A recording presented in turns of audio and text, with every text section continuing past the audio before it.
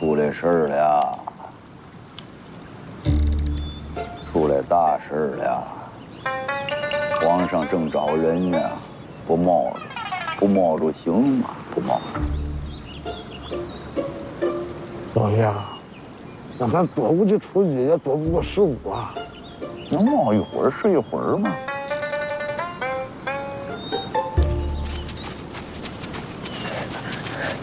快点，婶儿啊，那是怎么了？那是？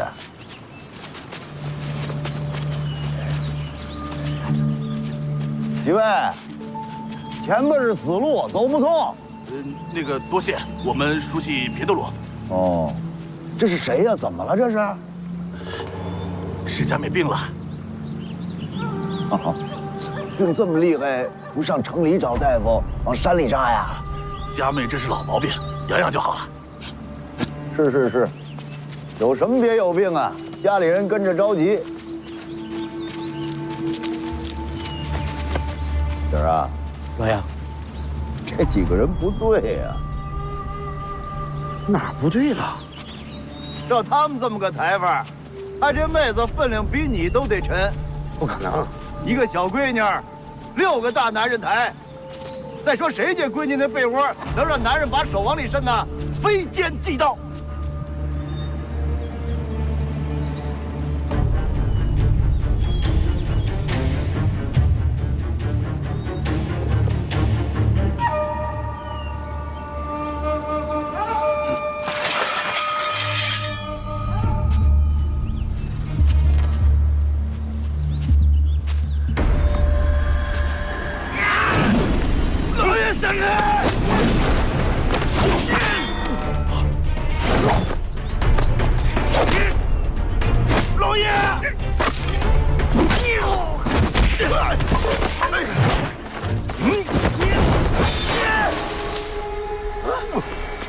我砍不死你是吧？我扎死你！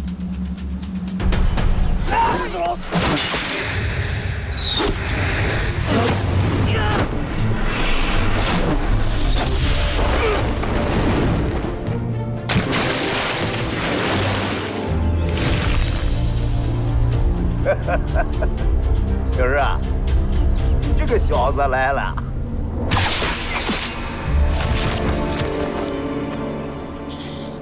杀了他！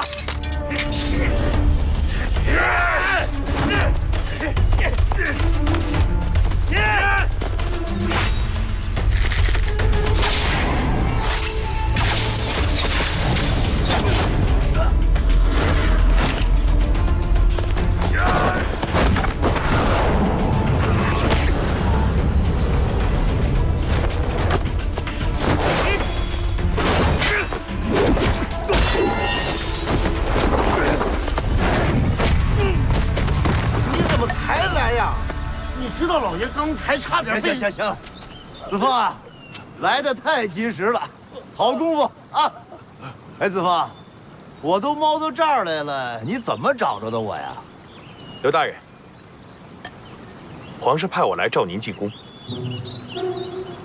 老爷，这回躲不过去了。行吧，哎，行，哎，子枫，那你怎么来的？骑马。好，马归我，事儿归你啊。哎，什么意思啊？报官抓人呢，我去见皇上。行儿，走。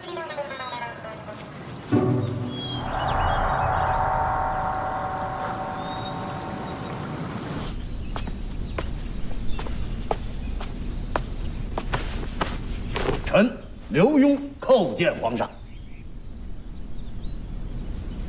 刘墉啊，起来说话。谢皇上。刘墉，听说你病了。谢皇上，臣正在求医讨药。好了吗？慢慢将养吧。刘墉，朕想问你，关于山东东昌府那起假传圣旨的案子，你怎么看？皇上，臣以为，这要根据傅大人断案的过程以及掌握的线索，逐一分析之后才能定夺。需要多少时间呢？这臣以为恐怕，那就得麻烦傅大人，把他掌握的卷宗以及线索交给微臣，臣看过之后，再禀明皇上。是，刘大人。哎，有劳傅大人。朕不想等。刘墉，朕问你，假传圣旨，该当何罪啊？假传圣旨属于欺君罔上，按律当诛九族。犯了如此重罪且逍遥法外，侦办此案的官员该如何处置啊？依微臣看，当以渎职论处。好，那你就告诉朕，渎职该如何处置？启禀皇上，假传圣旨一案，按律当诛九族。行了，你刚才已经说过了。这臣还没说完呢。行，接着说。这个当诛，哎呦，启禀皇上，微臣最近病得实在是，这拿脑子，他这个脑子不灵光，我说哪儿了？刘大人，您这个借口找的呀！奴才该死，请皇上恕罪。恕你无罪，起来吧。这，告诉刘大人，他说到哪儿了？刘大人，您刚刚说到，犯有此案者，当诛其九族。对，谢公公，当诛九族，当诛九族。臣想起来了，启禀皇上，敢犯此案者，必定心思缜密，阴险狡诈。臣想此人犯这个案子他茶不思饭不想，夜不能寐，辗转反侧，想清楚了之后才做的，因此才能把案子做得了无痕迹。因此此案办起来难度甚大。你到底想说什么呀？皇上，臣以为要督办此案，恐怕得多加时日，而且皇上，短期内办此案的官员，连渎职都不能算。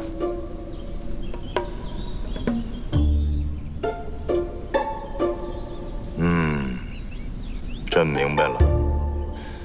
刘墉啊，你这绕来绕去的，是为了给傅国泰开罪，是不是？没有，皇上，臣不敢，没有这个意思。你少给我装蒜！我就问你，如果你去侦办此案，需要多长时间呢？启禀皇上，如果微臣督办此案，至少也得1月有余。更何况微臣这个脑袋现在，我这个脑袋呀，他脑袋不好用，拉出去砍了吧。皇上恕罪，皇上息怒。刘墉接旨。臣刘墉接旨。朕命你为钦差大臣，前往山东，会同山东巡抚傅国泰共同侦办此案。期限嘛，20天，明日天亮启程。皇上，20天时间可不够啊！你自己说的呀，你侦办此案只需月余啊。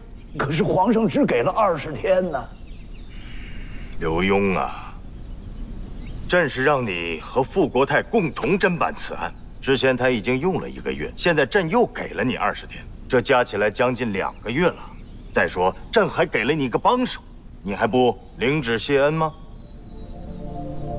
臣领旨谢恩。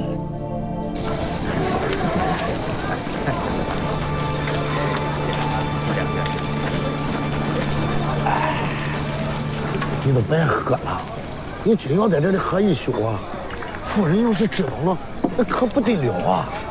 婶儿啊，你说咱们俩是在这喝酒呢，还是回去吃那个丹药呢？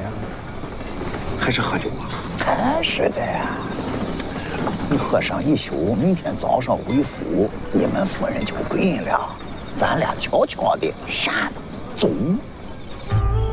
人参2钱，鹿茸2钱，雪莲花3钱，冬虫夏草3钱，龙涎香2钱。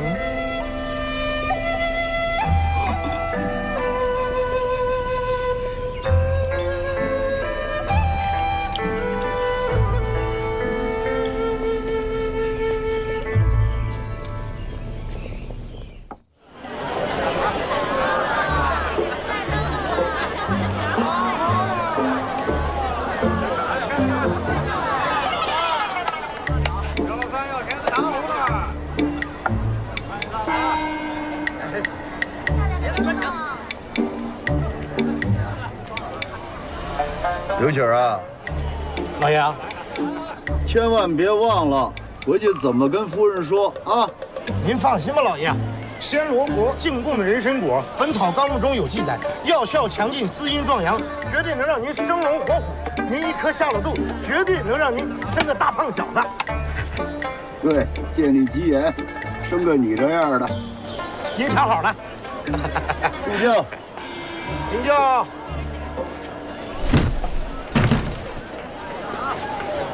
老爷，怎么样？我这样的不行啊。哎，行，就你这样就行，别贫了，先去六王爷府。王爷，轻轻点，姓我的鸟，成事慌慌张张。回吧，回王爷，姑爷子来了，咱就来吧。哎呀，他干嘛来了？我也不知道。这可应了那老话了啊，夜猫子进宅呀。是不来呀？你这么着，你就跟他说，我不在府里，去南方出游了。去啊！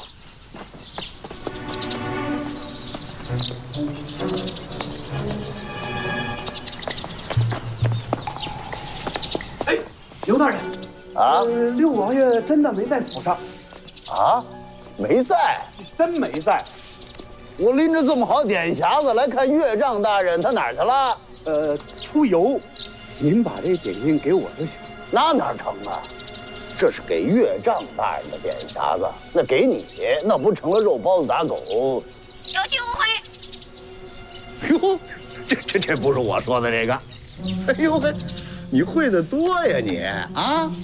哎，我再问问你，你还会什么呀？八仙过海。一个野人头。嘿，船头上跑马。额头无路。灯笼杆子上绑鸡毛。熬大板子。王爷哪儿去了？悄悄蹲着呢。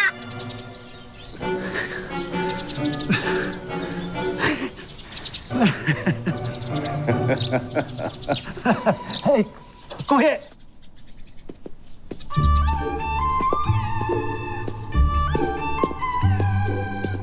你们可真是没用啊！京城就这么大点地方，老一个大活人，你们这么多人都找不着他呀？回哥哥，老爷昨天回来，换上官服就急匆匆出来了，我们怎么都找不到他。那些什么酒馆、客栈，男人爱去的地方都找了，确实都找了。老爷一晚上没回来了。老爷要是有个什么三长两短，你们每一个人谁都别想有好日子过。岳父大人，别提了，皇上把我招到宫里头，让我呀下山东查这案子，怎么办呢？您说，我说要去，格格肯定不让；不去，抗旨不遵，掉脑袋。那到时候您得给小婿戳着呀。我怎么戳着？你说，您现在呀，赶紧差人把格格叫家来，抓这功夫，我好走。要不然啊，连走他都不让你走。行嘞。哥哥别着急，刘大人昨天钓完鱼，被皇上召进宫了，不会有事。行了，都散了吧。是夫人。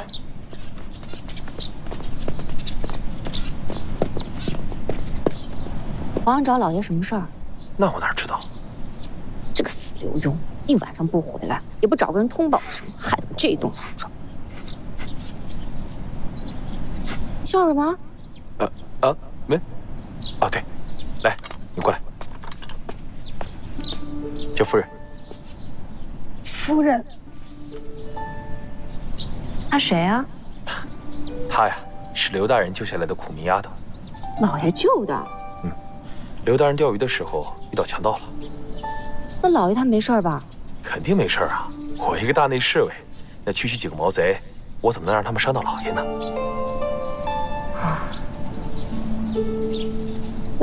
你把他带回来干嘛？夫人，明玉本来是跟父母来京经商的，可是昨天在林子里遇到了强盗，把我全家都杀了，无处可去，无人可依，还还请夫人能收留我，当牛做马，毫无怨言。哎，哥哥你听听，我觉得是挺可怜的，要不哥哥你就发善心，留下来当个丫鬟。我也觉得挺可怜，不过你个大内侍卫，你保护好我爹就行了，管这闲事干嘛？我这不是替您着想的吗？您说您现在也没有个贴身丫鬟，之前那些也都被您赶走了，你什么意思啊？啊，我是说，他们不行，达不到哥哥您的要求，所以我这不给您带回来个现成的，您总不会怪我吧？你刚才说我赶走几个了？得有6个了。6个，我就叫你七彩吧。谢夫人赐名。罗舅，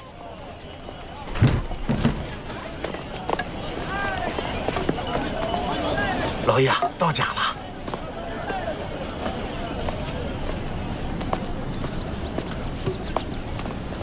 媳儿啊，我就先不进去了，你呀赶紧悄悄地收拾东西，一会儿六王爷会差人把夫人接走，趁这个空咱们赶紧溜。老爷，你让六王爷把夫人给支出去。我这个丈母爷呀，也就能干这么点正事啊！快走。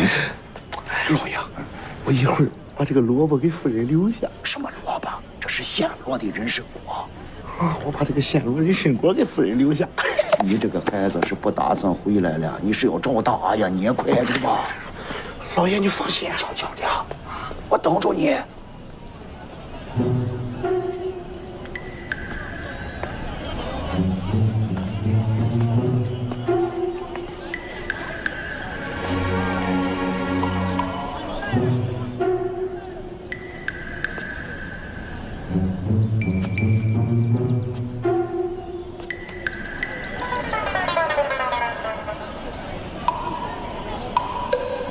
这个刘星进去半天了，怎么还不出来？这是。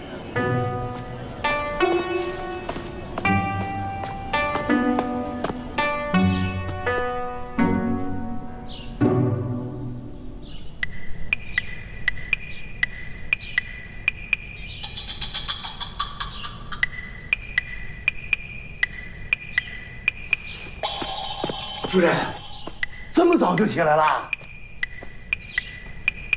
还是一宿没睡呀？这是我。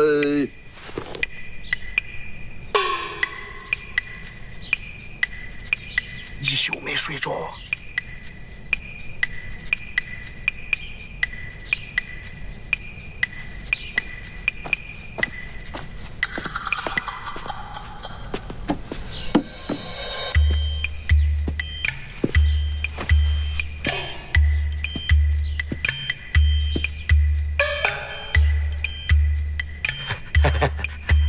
说说吧，钓鱼怎么回事啊？夫人真是明察秋毫啊，一切了如指掌。老爷昨天就是想出去散散心，我特意安排的。老爷不高兴，不会是刻意躲着我吧？绝对不是，老爷觉得呀，夫人您最近嘴淡，想弄点野味儿给夫人您尝尝。那鱼呢？鱼，那个鱼，他睡觉。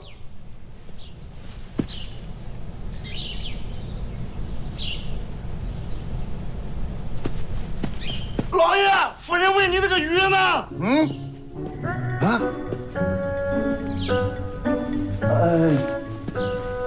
夫人，鱼呢？放生了呀。刘强，哎，你怎么跟夫人说的呀？你没告诉夫人，我们钓鱼是假，找药是真，啊？夫人，其实我们并不是去钓鱼，我们是去找一种传说中的奇物。奇物？此物大有来头。据书上记载，此物闻一鼻子就能延年益寿，要是啃上一口的话，定能身怀6甲，极有可能是双胎。没错，老爷为了找这个腿都快跑断了。闭嘴！是真的。闭嘴！老爷还真是用心啊。不过像这种事儿啊，下次您就别亲自去了，我打发几个人去就行。不用有劳夫人，找着了。夫人请看。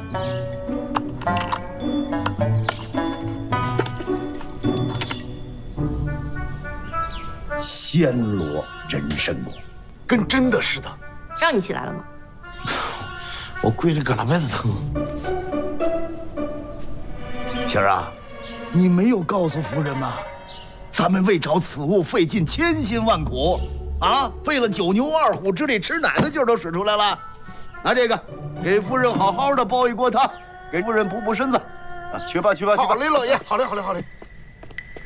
站住！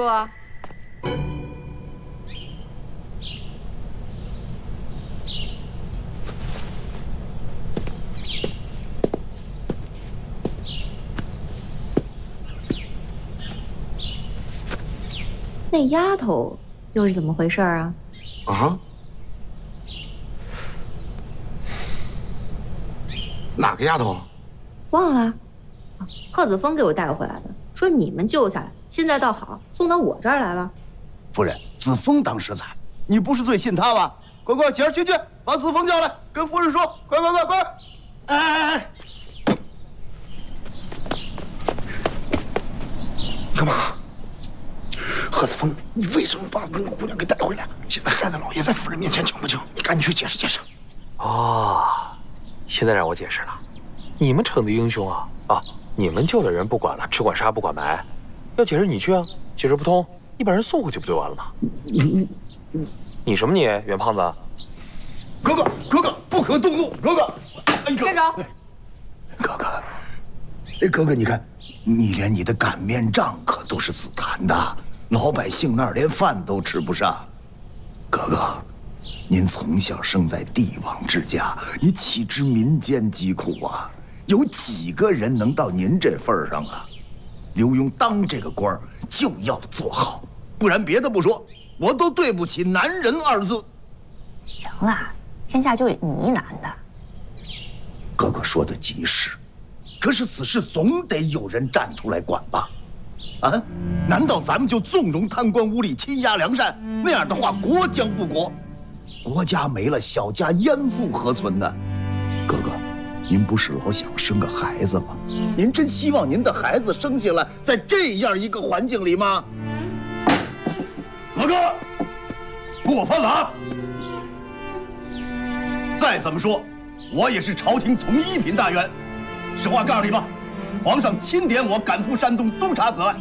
作为朝廷命官，上不负天恩，下不负黎民，此乃天经地义职责所在，任何人不得阻拦。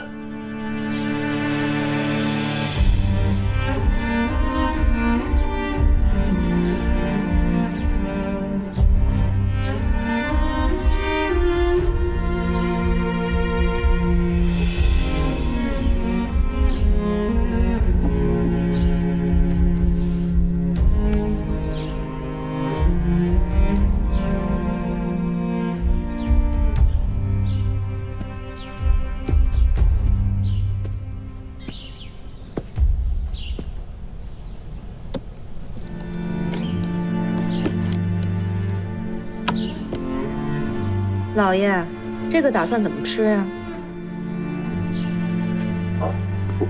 夫人是什么意思？依我说啊，就切成细丝儿，加点醋，要不要来点辣椒油？夫人这是说什么呢？你一破萝卜还打算怎么吃啊？下次记得把皮带回来，更好吃。夫人聪慧。哥哥不好了，六王爷身体抱恙，让你赶紧回六王府呢。夫人慢走。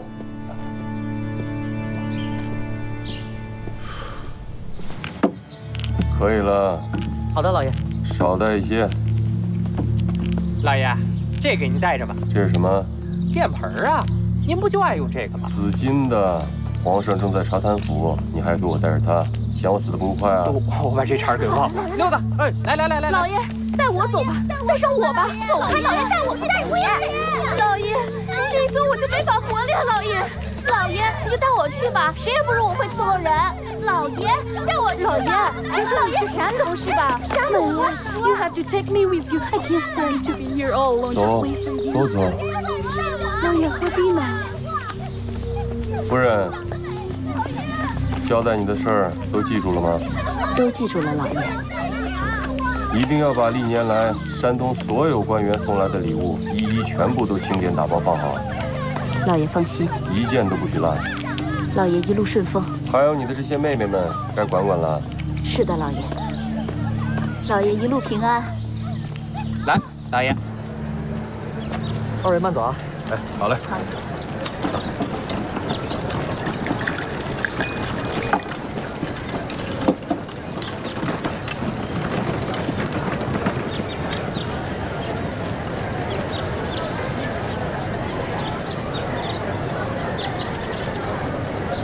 哎，这都什么时候了？这个傅大人也没个谱啊！这老爷，这个傅大人是不是很不守时啊？再等会儿吧，一会儿见了他呀，别多说话啊。知道了。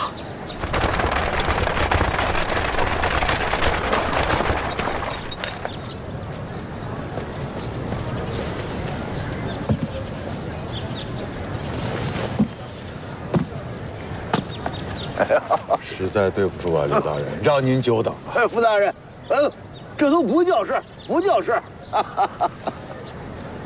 二位大人，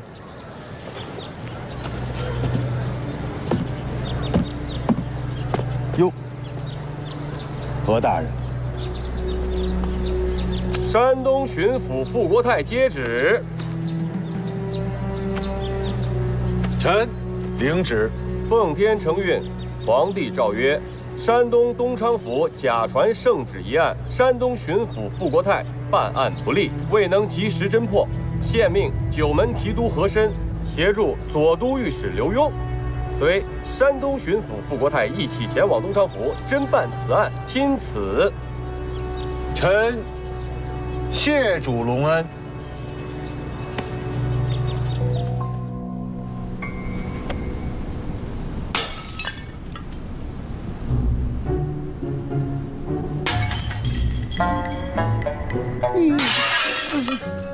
闺女，你怎么了？心疼了？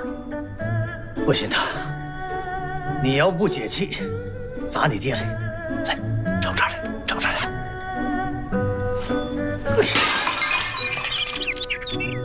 哎呦，归你祖宗！哎呦，你可别动我这鸟啊！别动我这鸟！祖宗哎，小祖宗儿，那不能动，那是爹的命根子。现在知道害怕了。你跟刘墉合起伙来骗我的时候，你又想什么呢？我们没骗你啊，那是公差皇上的旨意，谁敢不听啊？那他也应该跟我说一声吧，这样就逃走了，这算怎么回事啊？跟他说没那么简单。对，没那么简单。我这就去追他，看他怎么给我个交代。哎呦，这不成！哎呦，这可不成啊！我这估摸着，姑爷现在早就离开了顺天府的地界了。那又怎么了？他就是到山东，我也给他追回来。那哪成啊？朝廷有律法，你爹是王爷，家眷不能离开京城100里之外。要是离开，那就是谋反之罪呀。那这怎么办呀？反正我不管，这事儿没完。你要是想不出办法来，我就把你的鸟给放生了，你信不信？信不信？我信，我信。爹想想。想想，我这么着，我去找皇上，行不行？这还差不多。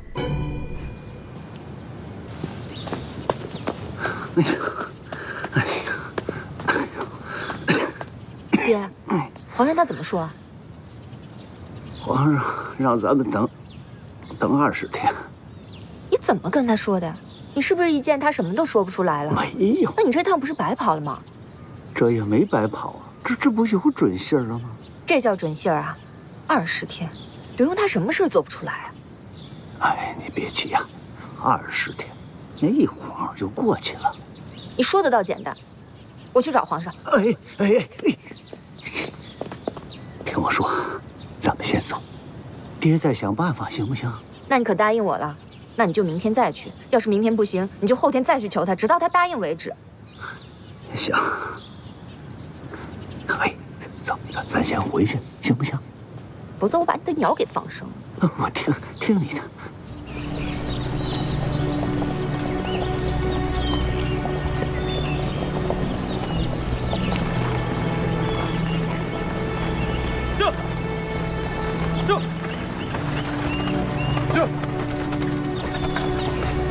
应该快到了吧，老爷？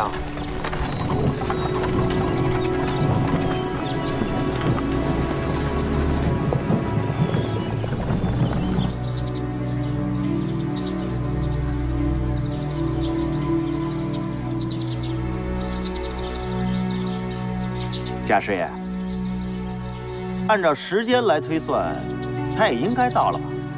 是啊。老爷，东厂府快到了吧？我想，咱要是到了东厂府，那肯定那些大小官员都在门口迎接你呢吧？他们会干什么？不就会干这个？这不劳民伤财吗？谁说不是呢？也好啊，让他们知道老爷来了，干什么小心点。哎呀，有埋伏！老爷！哎，快瞅瞅去吧！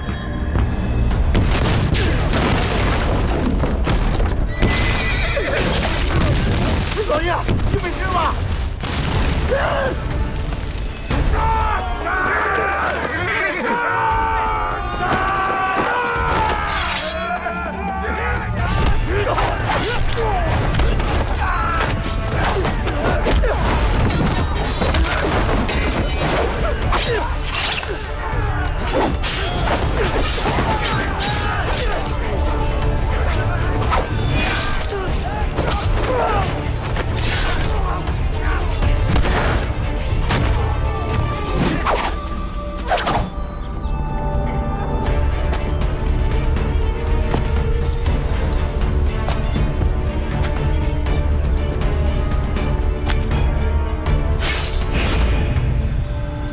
保护大人，是。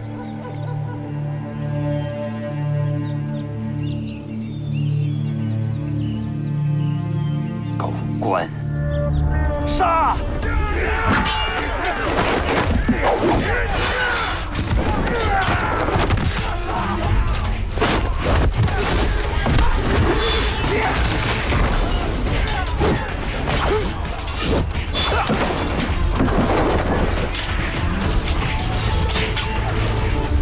老爷，慢点，慢点。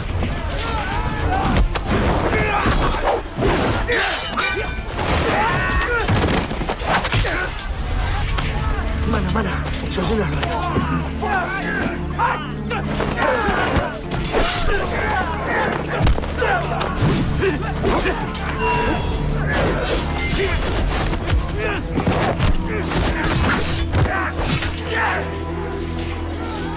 今儿，这是怎么了？这是？不知道啊，上来就一通乱炸。这刚到山，这是出什么事了？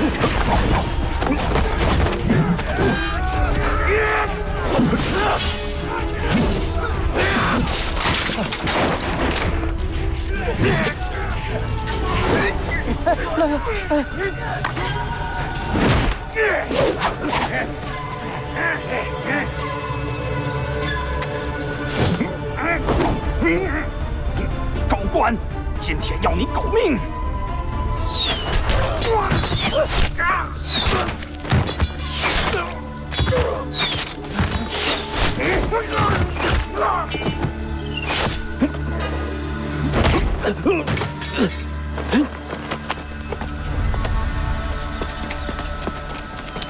爷，你放了我，老爷！别动，退后！不是，再不退后，我就杀了他！你别乱来啊！怎么了？这是？壮士，这位壮士，有话好好说。你把这东西架我脖子上，这算何意呀？这个啊，大人，对不住了，我今天要用你跟这个狗官谈谈条件。胡将，大胆，敢威胁本官！狗官，你栽赃设计陷害我，还要诛我9族。今天，你要是不放了我大哥，咱们就鱼死网破。你把人放了。你挟持的可是钦差大人，把人放了，我饶你不死。钦差大人，大人，草民冤屈深重，所以才出此下策，还望大人为我做主。大南，你可知道你挟持的是何人？啊，那是刘墉刘大人。你知道我是何人？我是和珅。傅大人，愣着干什么？让人把他拿下！哎，慢着，何大人，这东西可在我脖子上架着呢，我是钦差呀。刘大人，都这个时候了，你还在这儿给我争名分？行。这位壮士，本官也听出来了，你也不是奔要我这命来的。咱们这样啊，你把这东西放下，咱们有话好好说，本官一定还你个公道，如何？大人，您说话算话。你看，何大人在这儿，傅大人在这儿，绝无其言。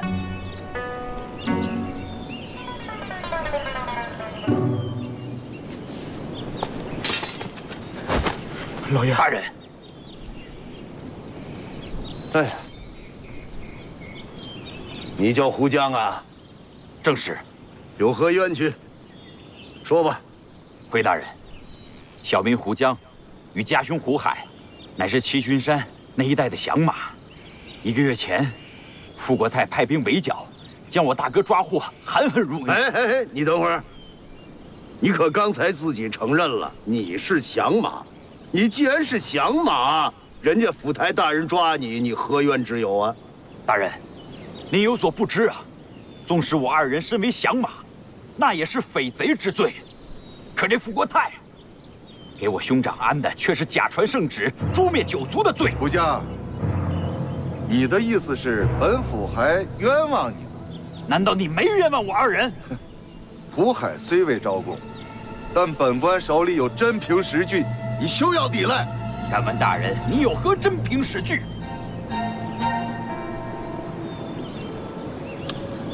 好了，2位大人，我看这样吧，此地呢也不是审案子的地方，咱们把他先押回去，慢慢审。大人，只要你能保住草民9族性命，草民愿听大人发落。那好。押起来，走。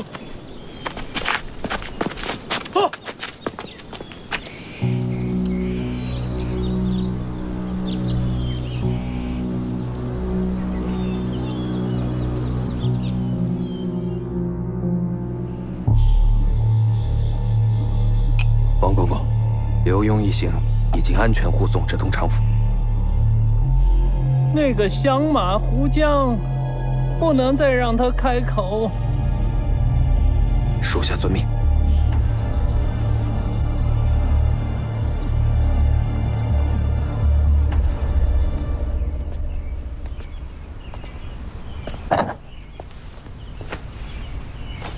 傅大人，何大人对这房子安排还不大满意。刘大人啊，这还真不是卑职有意而为。实在是我们这东昌府住房条件有限，迫不得已。好事啊，傅大人，这只能说明您上任以来清正廉洁、勤俭节约，这是好事儿。哎呀，刘大人说笑了。哎，傅大人，这个贾御史一案，您查出点线索没有？有。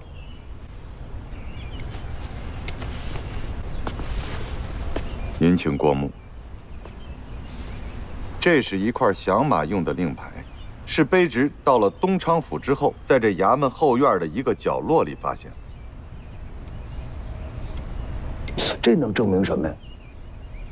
这块令牌啊，刘大人、傅大人，与胡江一起行刺的同伙，他没有一个活口啊。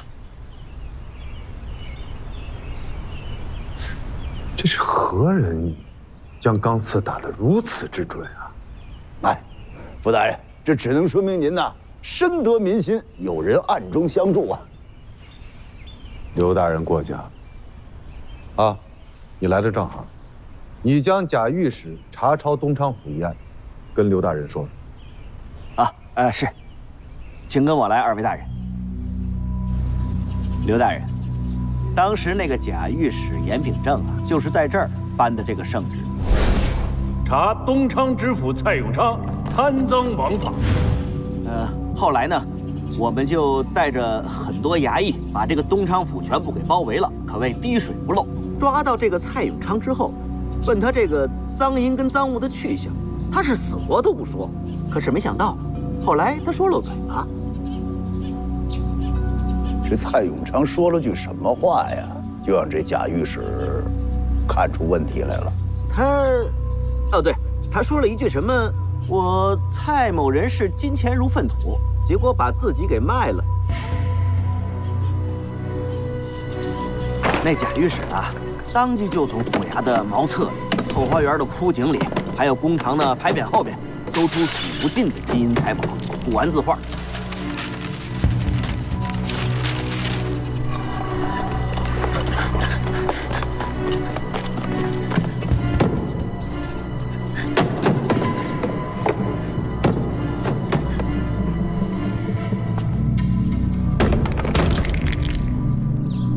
刘大人，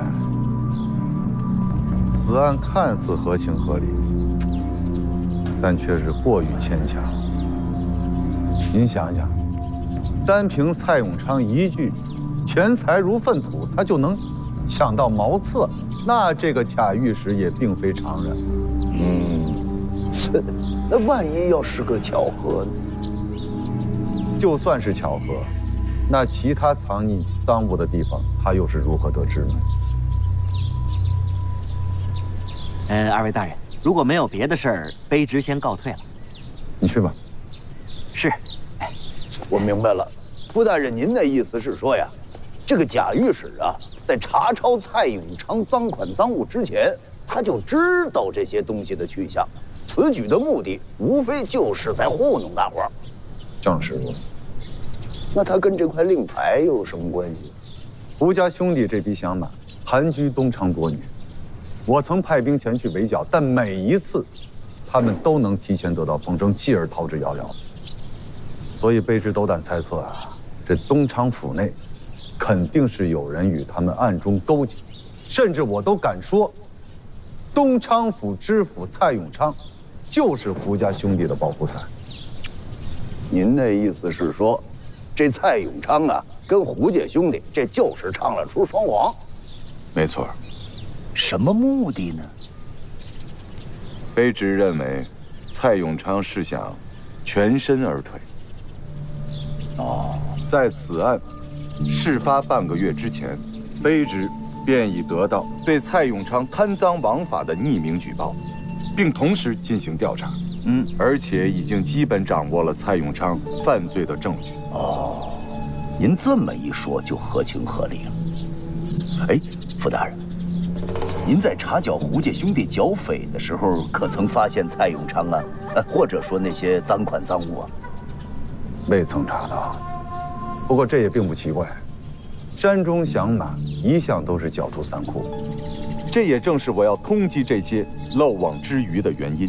因为我相信，这个胡江肯定知道蔡永昌赃物赃银的去向。那他为什么胡江还要拦路喊冤，自投罗网？这是什么目的？这个刘大人，您有所不知，这个蔡永昌生性多疑，且行事谨慎。胡海被抓入狱之后，他一定是收买，甚至是威胁胡江前来喊冤。一是来打探胡海的消息，二是来干扰大人您的判案思路。当然了，这也并不排除胡江确实是想救其九族的性命。好，看来我还真得亲自会会这胡江啊。现在吗？呀，不是，我呀，得先甩掉和珅这搅屎棍。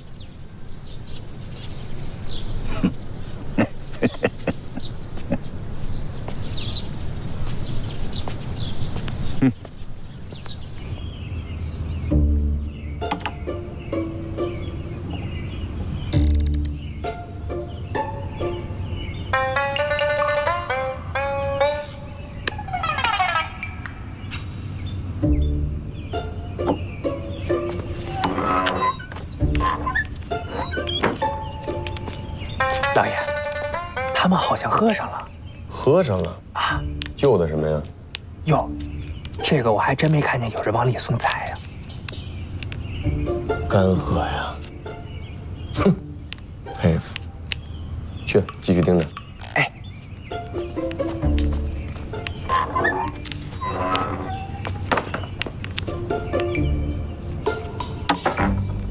山不在高，有仙则名；水不在深，有龙则灵。斯是陋室，惟吾德馨。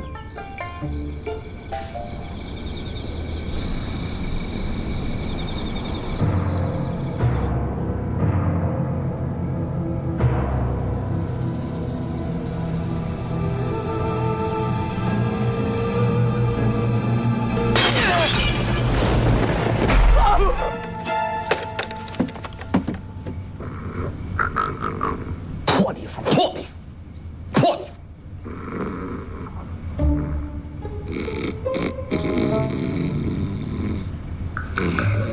我，承住！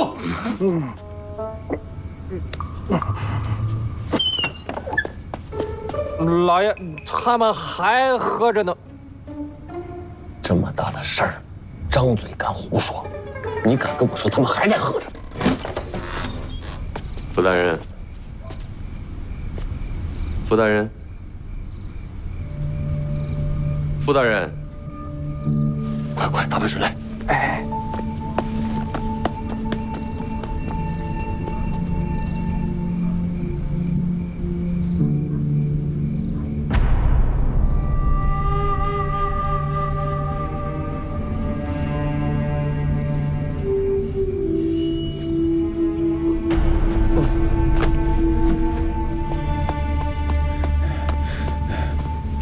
哎，大人，何大人，这怎么都睡着了？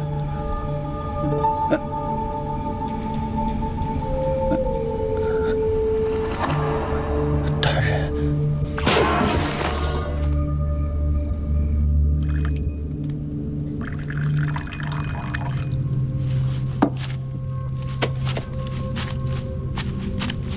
钦差大人让你们都退下。是。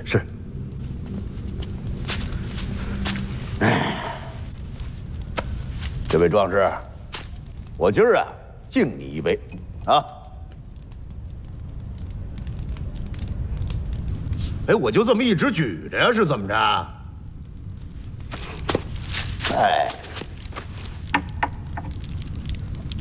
哎，好，你这倒痛快，我这还没喝呢。行，早喝也是喝，晚喝也是喝啊。酒还不错，吴壮士。人非圣贤，孰能无过？对不对？我相信你们哥俩呀，落草为寇也是万般无奈，迫不得已。不然的话，咱们大清现在盛世，放着好好的日子，谁不想好好过呀？我说对不对？是啊，我们兄弟二人也是被逼得走投无路，所以才落草为寇。可是话又说回来了。毕竟是落草为寇，为祸一方，这个罪过死罪难免。但是你放心，我会想尽办法保你九族的性命。大人相信我们兄弟二人与假传圣旨无关。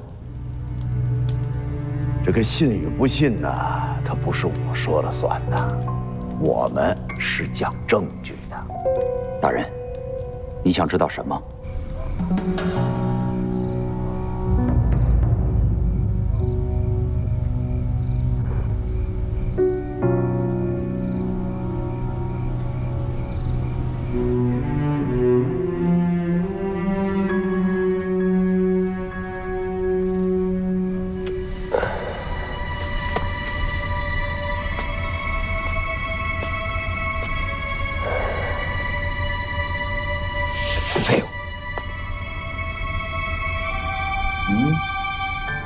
何大人，傅大人，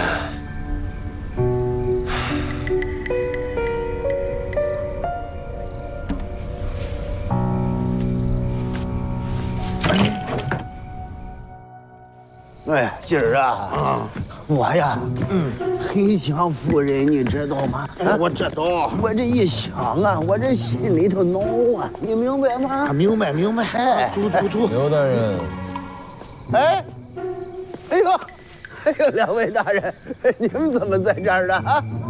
刘大人，您这是因成性，醉梦醒时却是山阴呢。这喝醉了吧他啊？别装了。没想到我们俩能醒过来吧？啊？什么呀？敢问钦差大人，您这是在哪儿喝的酒啊？跟胡江喝的。胡江。那胡江跟您说了什么了吗？他说他呀之前有块令牌丢了。他肯定还说那块令牌是我偷走的，对吧？对，就是这么说的。行了，钦差大人，您喝的也不少了，赶紧回去歇息。也好，咱们改天聊。哎呀，这个刘大人啊，当钦差可惜了，应该去唱戏啊。傅大人，刚才您二位说的令牌，傅大人，您也回去歇息吧，卑职这头还晕着呢。这刘墉也真是，太不是个东西了，连老爷也敢骗。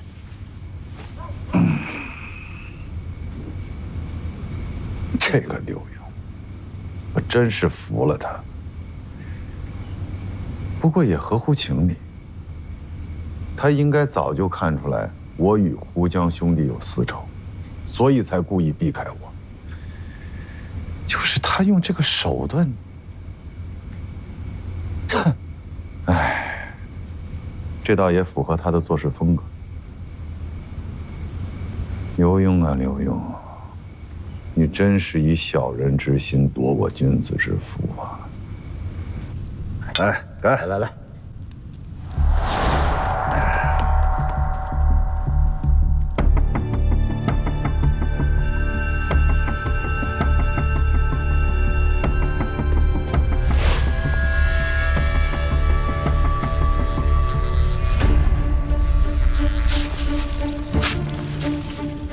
不要过来！你们是谁呀？不要过来！不要过来！不要过来！求你们不要过来！不要过来！不要过来！不要过来！求你们不要过来！呀！怎么了？什么情况？发病了？不知道。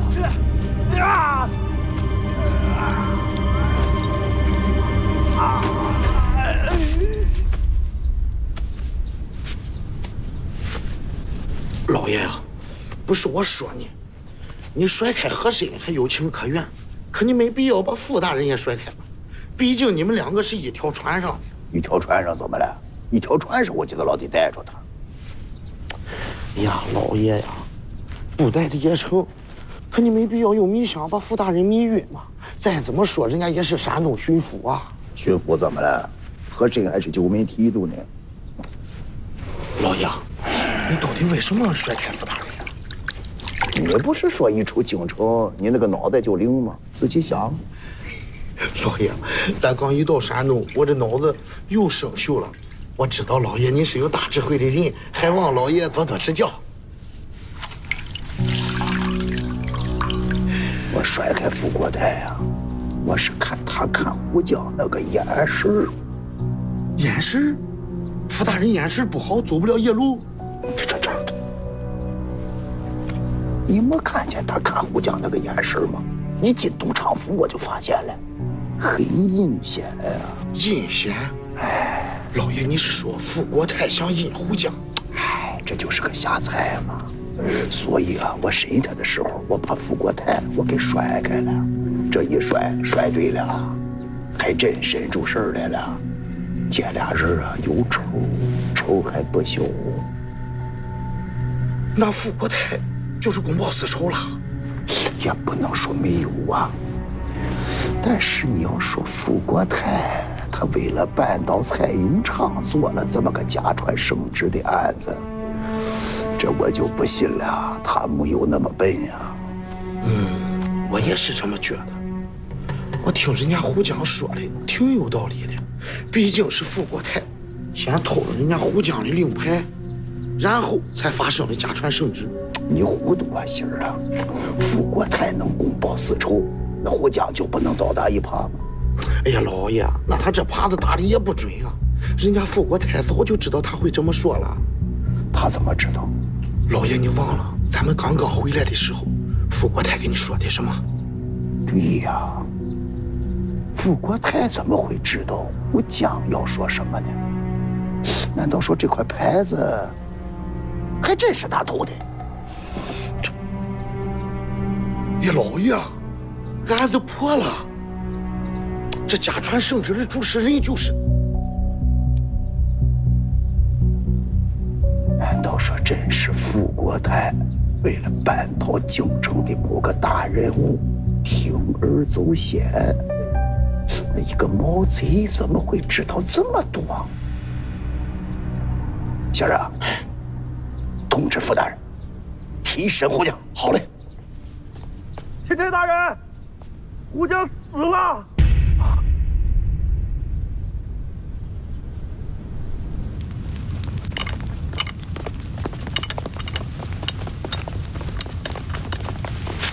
大人，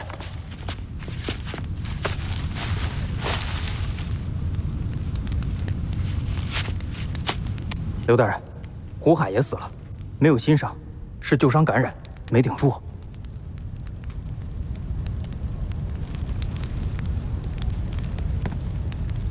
有人看到什么，听到什么没有？回大人，胡江死之前仿佛发疯一样，喊了很多胡话。诸位大人，仵作到了。让他进来。是。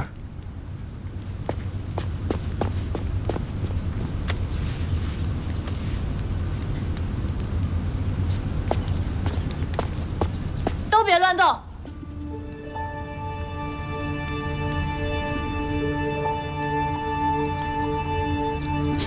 傅大人，来了个小娘子，这是怎么个意思啊？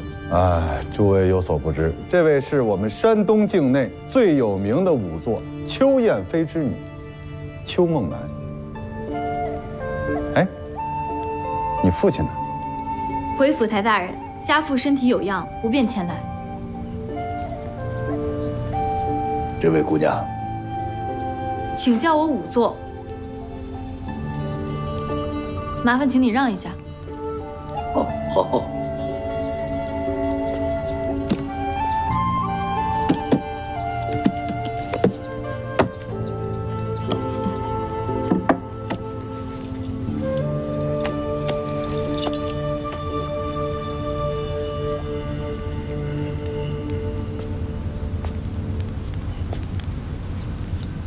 此等案件最好在案发地对尸体进行尸检。如今尸体转移至尸房，太多的线索和证据都给弄丢了。这点道理，几位大人怎么能有所不知呢？邱梦楠，哎，傅大人，这个邱仵作说的是对的，这个确实是我等大意了。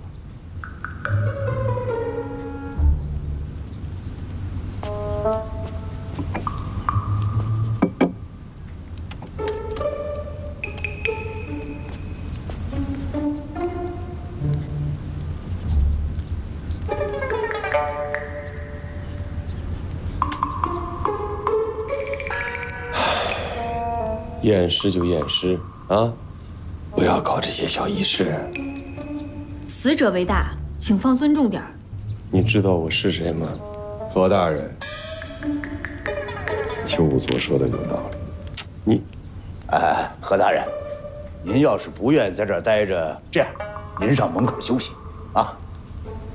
那卑职陪何大人在外面待会儿。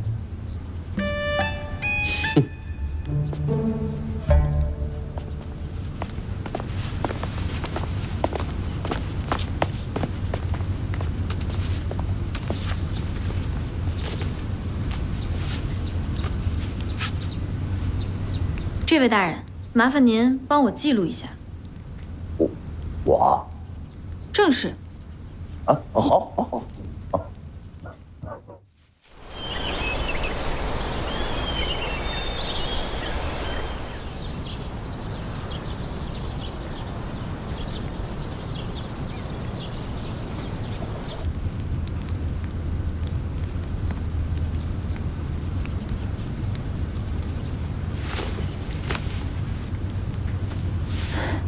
填写死者无中毒迹象。大人，大人，大人，哦，好，好，写完了吗？前面的都写完了。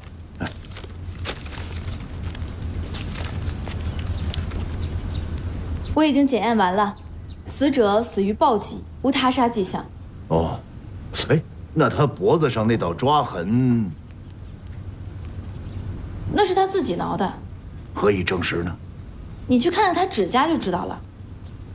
哦，这位姑娘啊，请叫我仵作。仵作姑娘，你可知她死于什么暴击？如果大人能征得家属同意，我想抛尸。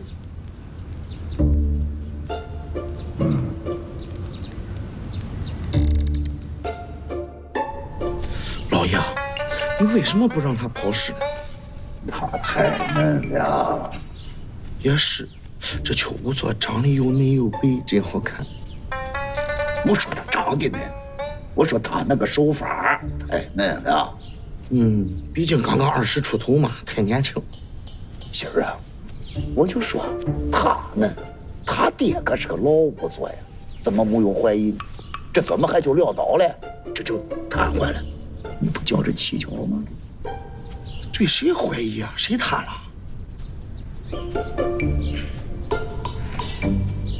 哎，老爷，你觉得这个胡江啊，到底是怎么死的呀？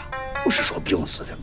老爷，你快别兜圈子了，不是说邱仵作判断有误吗？我没说过，我说他说的对。人嘛，吃五谷杂粮怎么能不得病？有什么大惊小怪？老爷，你是不是糊涂了？你想想啊，胡江刚跟你说完富国泰的事，他就病死了，你不觉得哪里不对劲吗？心儿啊，你觉着哪儿不对劲儿？这分明就是富国泰干的，杀人灭口。哦，心儿啊，那这么着，你现在就去办人毒计，把他抓了。老爷，我就是随便一说，我再给你捏捏肩。行了，别捏了。走信儿，咱们呢看看去。死了好，死了干净，死无对证。老爷，还是您高明。胡说八道什么？这话如果让别人听见，以为这事儿跟我有什么关系？奴才不是那意思，奴才是想说……你想说个屁！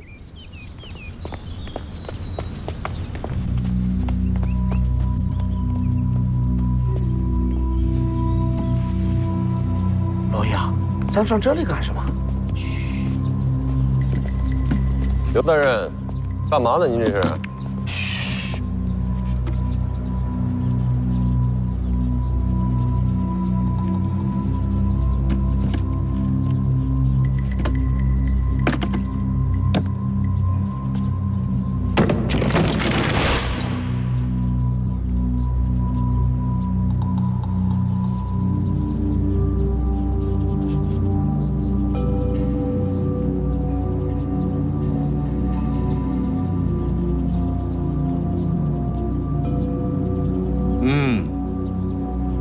这就对了，味儿不一样就对了。您说什么呢？什么对不对的？何大人，何底你呀，何底尼，何底尼，本来我呀是想通过这个方式判定一下这胡氏兄弟是不是真凶，因为这哥俩是土匪，常年生活在齐群山上。那么他脚下或是哪儿要是有土的话，他也是山土。但据我观察，这撮土不是山土，它是河底泥，还夹杂着不少水草呢。那刘大人，您的意思是？咱们得查清贾御史严秉正从哪儿来的呀。刘大人，这个河底泥您是在哪儿发现的？就在装赃银的那个箱子底下呀。刘大人，您到底想说什么？先查清河底泥的来源。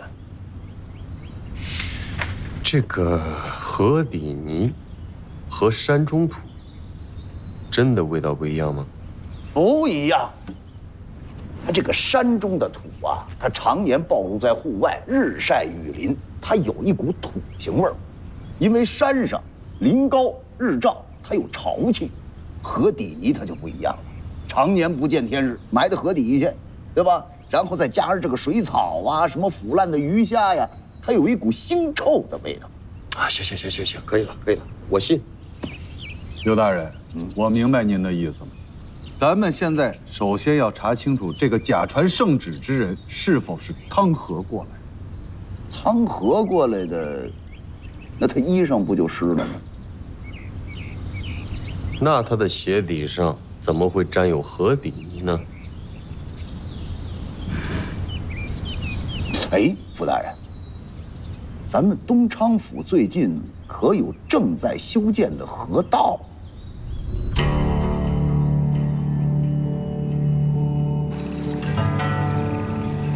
刘大人，这就是东昌府正在修建的河道，后来因为经费问题，停工了数月。傅大人，刘大人要找的是正在施工的河道，这都停工数月了，找着了有什么用啊？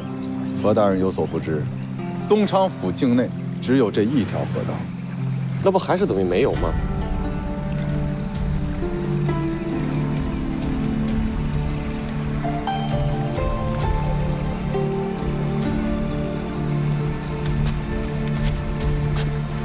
没什么线索。现在河道都种满了，即便是干的，它也是杂草丛生，哪儿找线索去？你看，我刚才说什么来着？不过呀，那个贾御史，他一定是从河道那边徒步过来的。他不是说了吗？他抄了蔡永昌他们家之后，是用马车拉着蔡永昌跟财物，那么这个马车就一定是在附近租的。卑职明白。来人，不太大人，立刻派人严查方圆10里的马车店，看看案发当日前后是否有官府之人租用。是。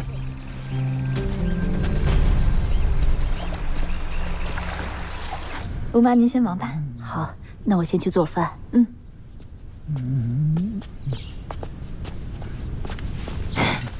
爷，喝药。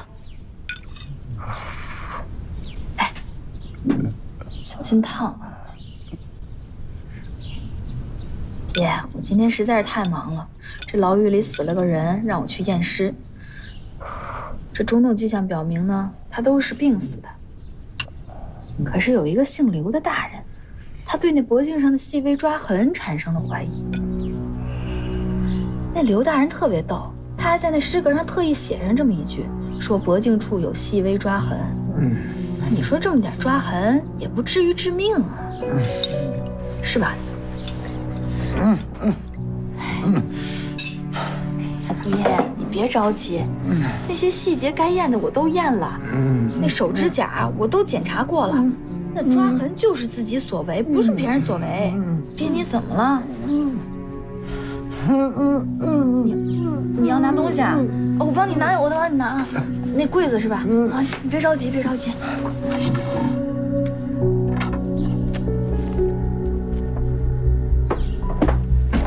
爹，是让我给你拿这个吗？这仵作手册。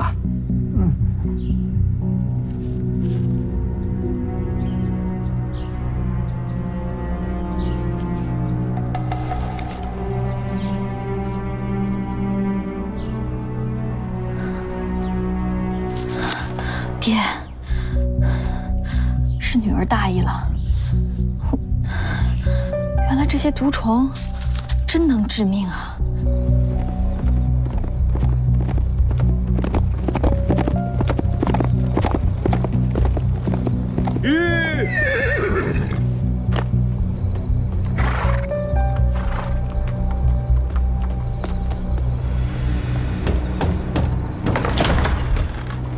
尚德马庄。是的，大人。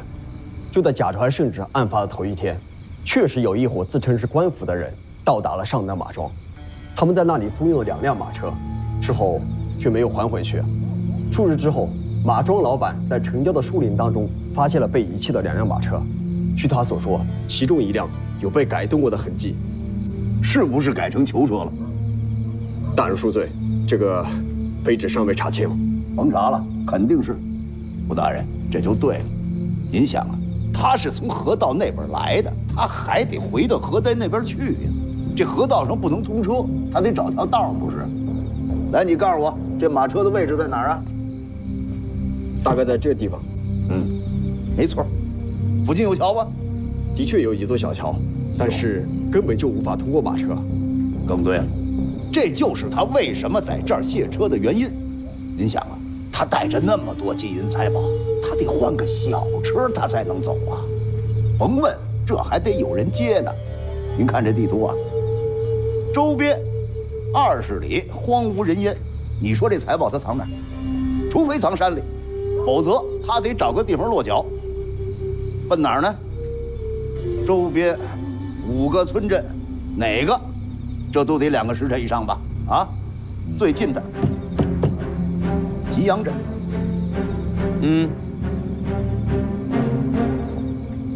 那这个贾御史还有那批赃银，就在吉阳镇。哎，何大人，我可没这么说啊，这是您猜的。我是说，他们要万一去了，肯定能留下痕迹。刘大人，我马上派人前去调查。不行，傅大人，还真不行。您想啊，他们带着这么多的金银财宝，您这明火执仗的一去，他们肯定就转移或者藏起来了，对不对？我看不如这样，我呀微服私访，拿出证据，咱们再动手不迟。也好，那卑职陪刘大人一起去。也不行。为什么呀？傅大人，您这张脸在山东地面上，谁不认识啊？再说那帮是什么人呢？御史他都敢冒充，杀人不眨眼，吃人不吐骨头的主啊！我看呐，还是我跟何大人，我们俩一块儿去比较好。您说呢？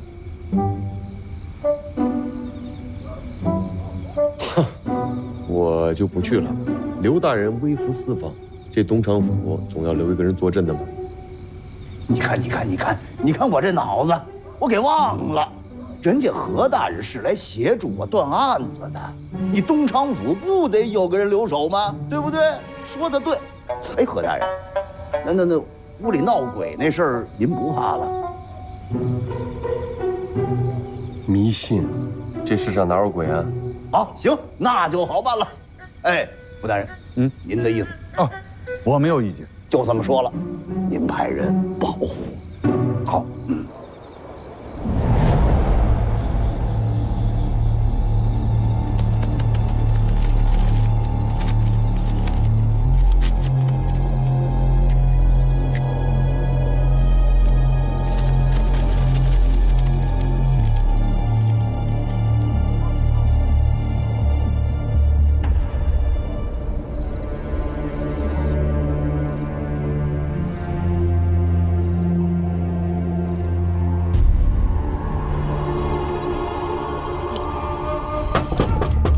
谁呀？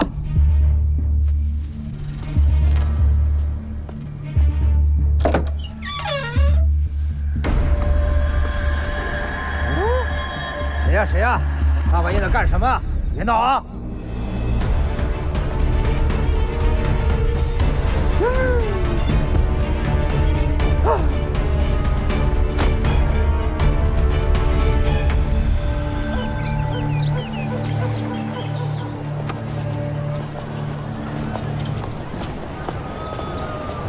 啊？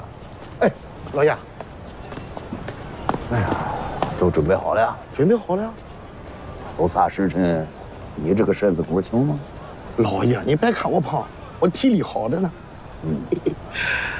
哎，我让富国泰找接人跟着咱们，人呢？这不是？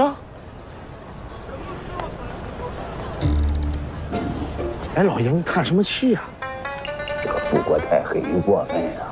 我跟他说，让找点人保护咱们，就找来这么2个东西。老爷，你不是说的要目标小点吗？怎么你害怕了？老爷能不怕吗？老爷又不是神仙。对，怕也正常。不过老爷你放心，人家傅大人可是在暗中安排了许多高手，这2个就是明面上的。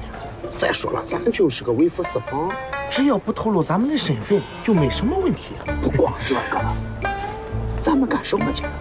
是办案子。就带着你，就带着这么2个东西，这能干什么？再说这有意思吗？我明白了，老爷，我再去给你找个女的。不是办法啊，找谁呀？可是我上哪儿给你找啊？你脑子想啊，应该带着谁呀？钦差大人，邱仵作。哎，你怎么知道我是钦差呀？刘大人，您威名远扬，谁人不知啊？上次多有得罪，请您多多包涵。没事，不知者不怪啊。刘大人，我上次验尸犯了点错误，所以特意想跟您来当面解释一下。我能跟您一同去吗？哎，你别说邱仵作，我这刚才呀还说想带上个帮手一块儿去，是吧？真的。但是呢，有2句话得先说清楚。第一，孟楠姑娘，你今年多大岁数？回大人，我今年21岁。岁数挺好，正是学习的时候。第二，可曾许配人家啊？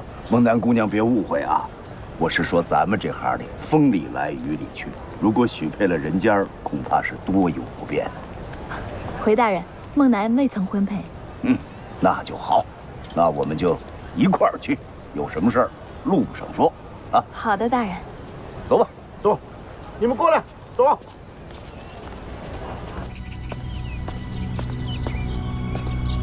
大人，刘墉走了。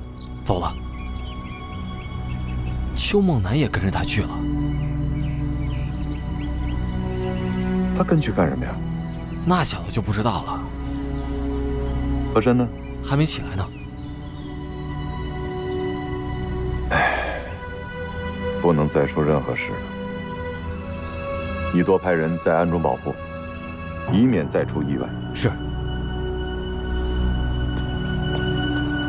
那天是我自己查验太不仔细了。不仔细不怕，咱们再查啊，知道查出来，吃一堑长一智啊。大人，我已经都查过了。什么时候啊？昨儿晚上。然后我就将胡江的尸体给搬了回来。人家能让你搬尸体？那看尸人吓晕了。失敬。姑娘，就这半夜3更的，你一个小丫头自己进尸房挪尸首啊？那尸检报告的结果已经交了，我怕没机会再验尸了，所以还望大人恕罪。啊，挺好。那既然又检查了一遍，有什么新的发现没有？挺好。那既然又检查了一遍，有什么新的发现没有？有，大人，你写的那道抓痕的确是胡江所为，而且经我仔细检验，发现上面还有一道毒虫叮咬的痕迹。而且这可不是一般的毒虫，这毒虫的毒液进入人体后便会置人于死地，事后还根本都查验不出来。什么虫子呀？这是？那你怎么知道的呀？家父曾经历过类似的案子，所以他有过记载。啊，他怎么记载的？记载内容倒没什么，画过类似毒虫的草图。反正我觉得胡江的死肯定跟这毒虫有关。这种虫子它叫什么名呢？没名字。那你把你父亲那个记载给我看看。忘带了。你这么重要的事，你怎么能忘了？姑娘，这很重要。对不起，大人，没事。挺好的，可以了，可以了啊！行了，这到了吉阳镇了，跟他们说，都管住嘴啊！好嘞，都管住嘴啊！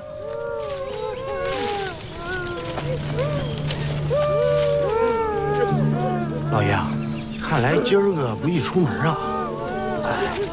人生一世，草木一秋啊，都有凋零的时候。来，给人家让让道。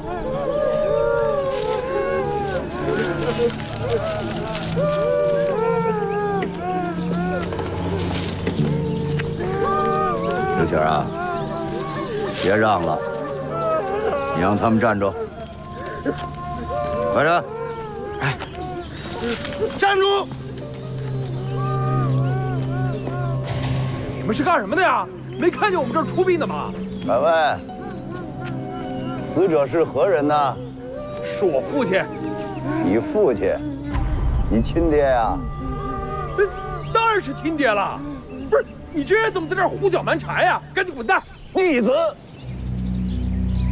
你骗得了别人，可骗不了我。要叫我说，你父亲根本就没死。你听听你刚才嚎丧那个动静，你那哭声就不对。什么不对啊？你说的这儿胡言乱语。是我胡言乱语吗？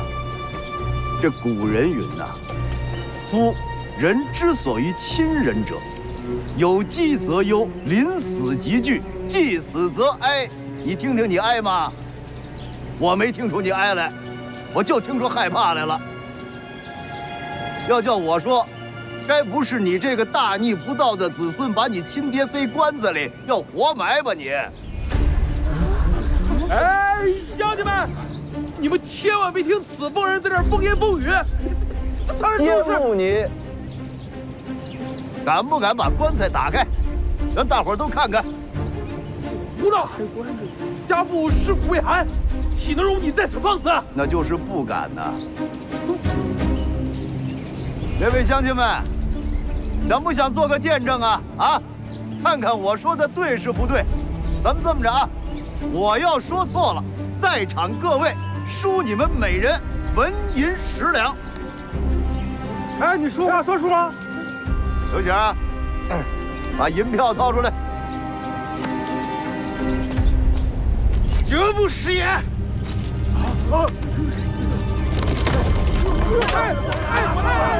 乡亲们，乡亲们，在侮辱家父呀！别！他今天要是说错了，乡亲们，不但要他银子，还要打死他。老爷，这回弄不好咱们就要被打死，这次是不是玩大了呀？什么玩大了呀？老爷打赌什么时候输过？再说我也舍不得那张银票。是啊，咱是想来账，但是您这有没有谱啊？有谱，那棺材的重量不对。大人是认为抬棺受力有问题。又和上次一样。你听听人家邱姑娘怎么说的啊？我断定啊，她那棺材里装的就不是人。哎，那您都稳操胜券了，还愁什么呀？我是愁啊，你看看这帮人，见着俩钱儿那个德行。哎，今儿啊，你跟我说，咱这旁边是跟着卫队呢，是吧？对呀，跟着呢。那就好了。哎，这仗就好赖了。哎。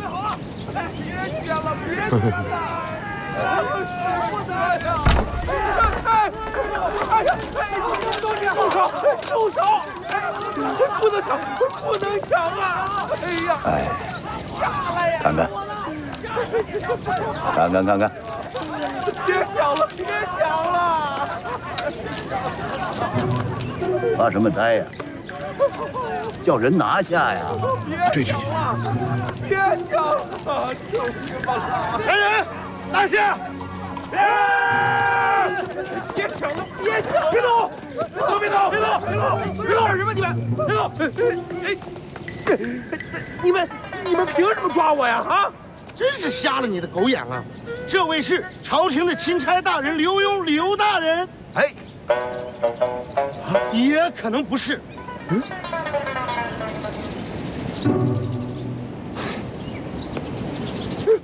钦差大人，钦差大人饶命啊！钦差大人，这我什么都不知道，这事儿也是他们雇我这么干的。谁雇的你啊？是哦，他们现在还都在我家呢，进镇子左手边第一家。刘显儿，留几个人在这看着，其他人跟我走。是，你们俩在这看着，你们几个跟我们走。是。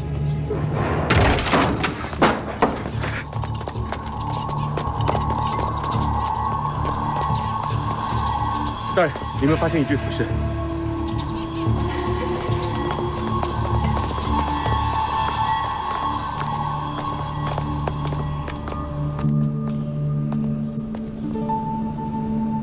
大人，刚死不久。仔细看一眼。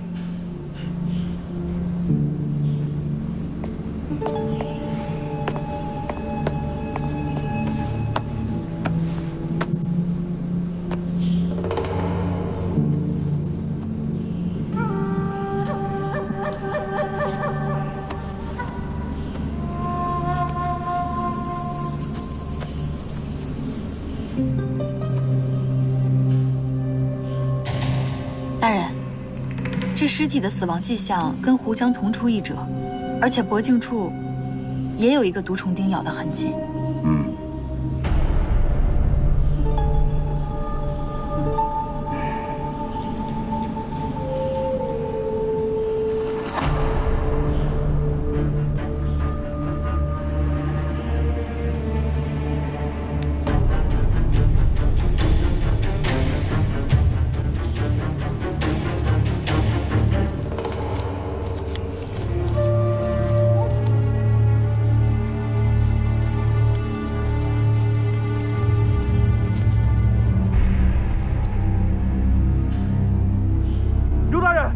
留在郑口的捕快全被杀了。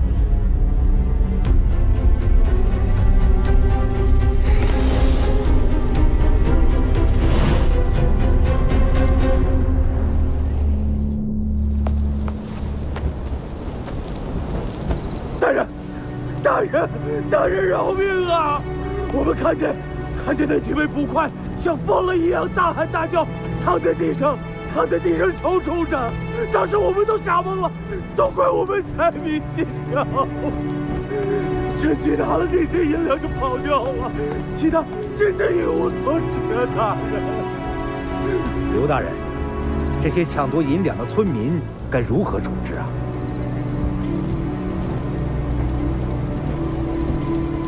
他们也是见财起意，也是初犯，从轻发落吧，一人20大板。是。大人，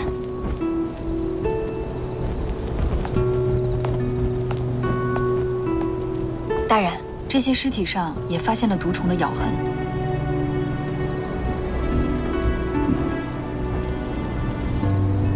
这会儿你父亲要在就好了。对不起啊，大人，我要带着那手册就好了。没事儿。明天啊，把屋里那具尸体，以及所有这些尸体一并带回东昌府验明正身。你们县官呢？回大人，他正在赶来的路上。胡闹！小小吉阳镇，1天之内8条人命，他还在赶来的路上。回大人，这个确实是小人的失职。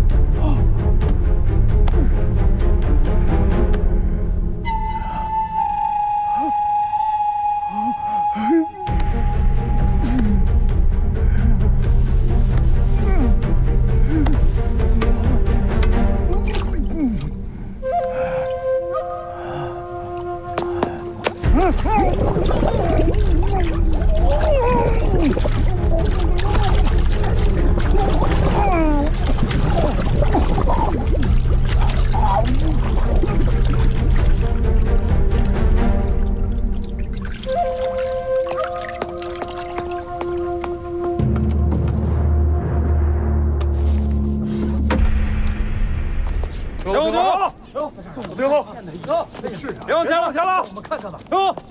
后退！怎么回事？这是这么多人？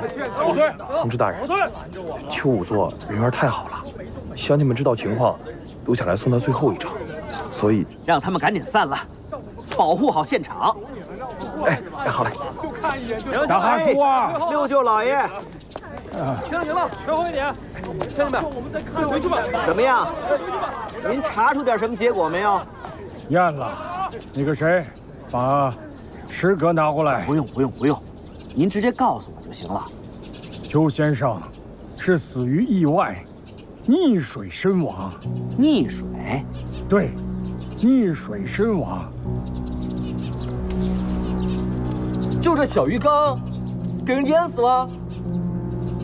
姑妈，是这样的，昨晚我孩子生病，我急着回去送药，临走的时候我忘了给邱先生倒杯水放在旁边，因此邱先生口渴难耐，不得已去水缸寻求水源，只有水缸的水才可解燃眉之急，岂料一不小心掉入水缸之中，头部进水身亡。您分析的呀是真有道理。哎呀，快，扶我六舅老爷赶紧去休息。快！对了，来人，你带着他去路份口供。哎，快去吧。贾大人，怎么样？我六舅老爷宝刀未老吧？啊，呵呵。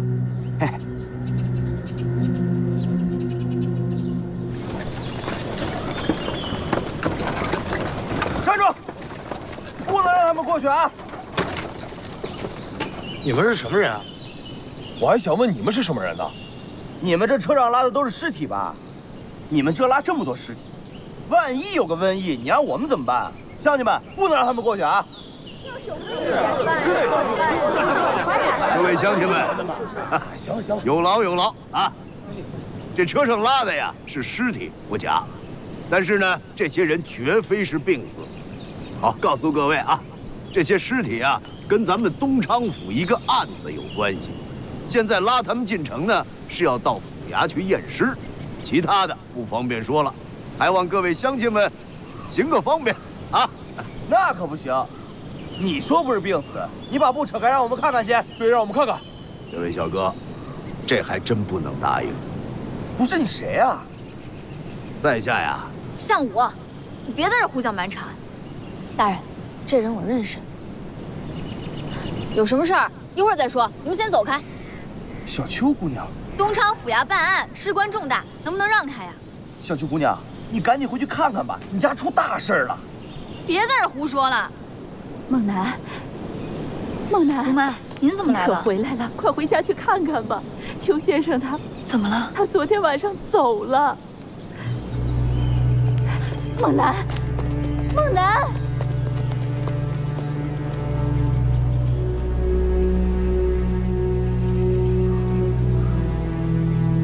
哎，不能过啊！这二位小哥怎么不听劝呢？那可不行，您不能过！要再这么纠缠下去，可就触犯大兴律了啊！福儿，大白天的瞎嚷嚷什么？你看他后面拉的全都是尸体，哪儿来的尸体啊？这我方才讲过了，不方便告知。您怎么称呼啊？我叫刘墉。您是左都御史刘墉？不错。大人大名如雷贯耳，在下早有耳闻。您大白天的拉这么多尸体，从这儿过可以，但是您得让我看一眼，也给乡亲们个交代。这我方才讲过，不方便。没事，不劳大人动手。哎，秦大哥，别这样！都给我让开！秦大哥，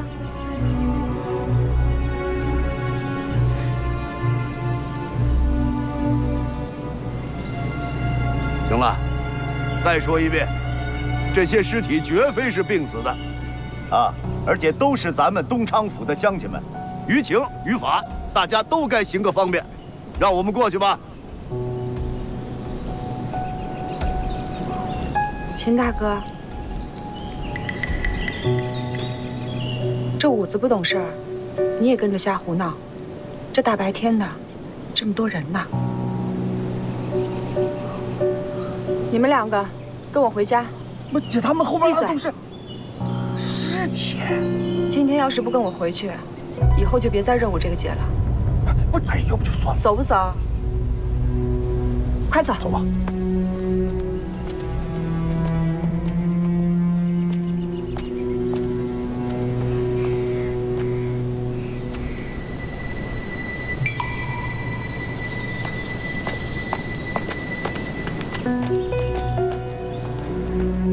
雪儿，走，走了。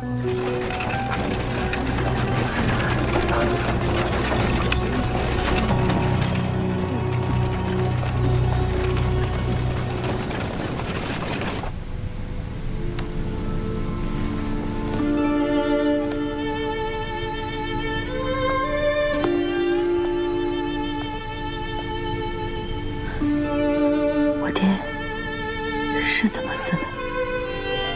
你爹是溺水而亡，你也是仵作，这溺水而亡的特征，你也应该知道。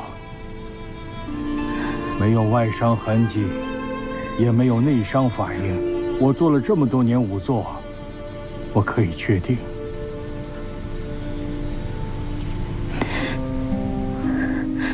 庄仵作，你能让我单独陪会儿我爹吗？好，姑娘，节哀。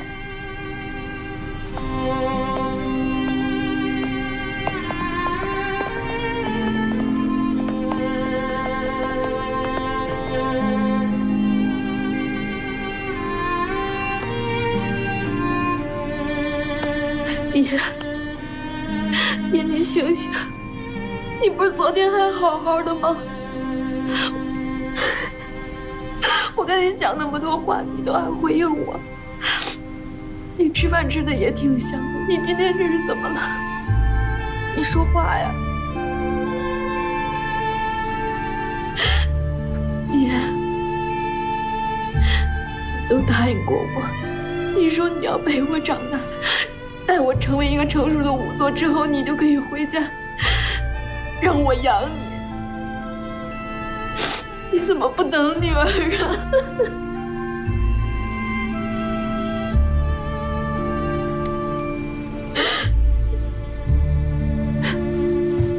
爹，你醒醒！你能不能睁开眼看看我？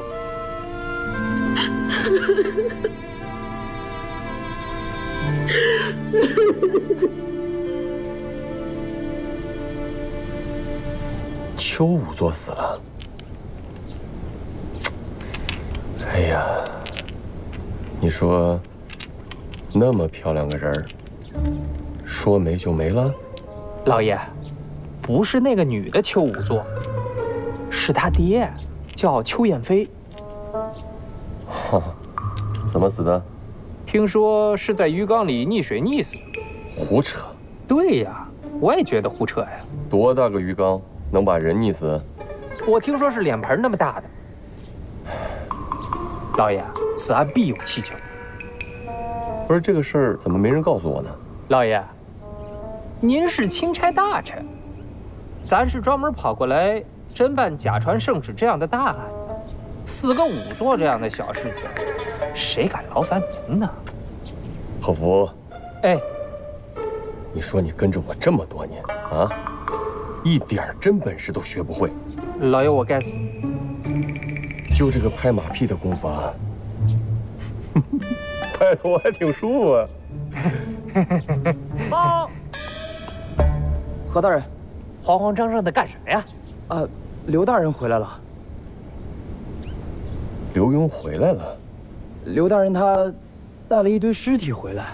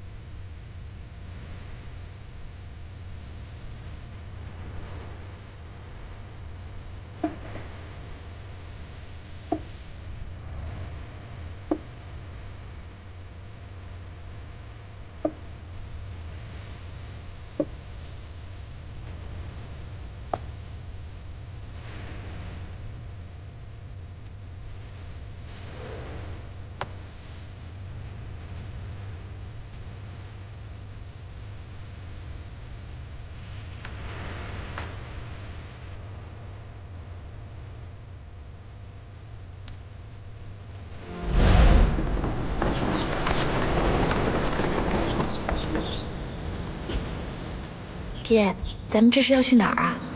回老家去。回老家？真的？咱们都好久没回去了。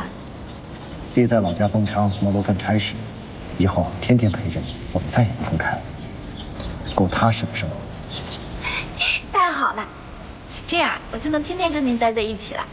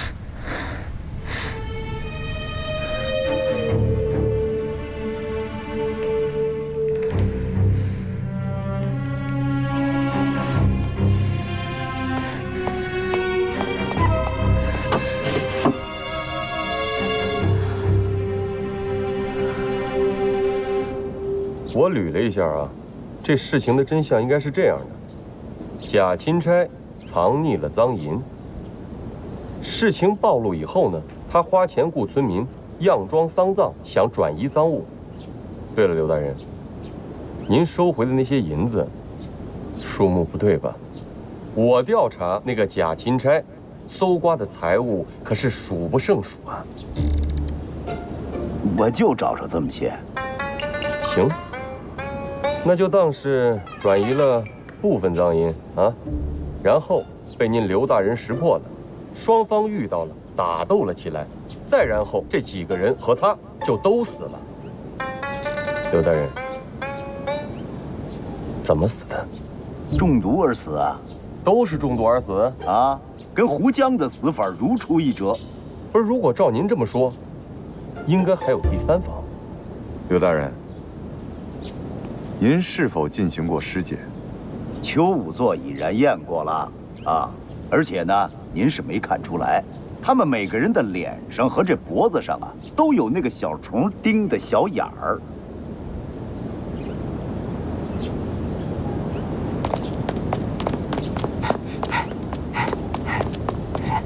刘大人，叫小人何事啊？大合租啊，哎，你帮我看一下。查抄蔡永昌府那天，可有这人呢？哎，这不就是那个贾御史严秉正吗？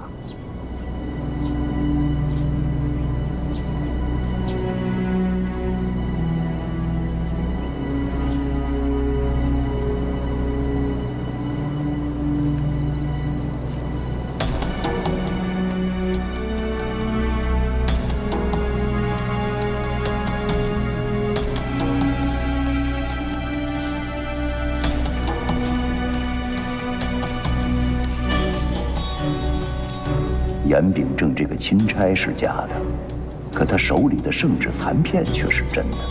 到底是谁杀了他？这个假传圣旨案又是谁在幕后操控？他让我发现这个圣旨残片，是想告诉我什么呢？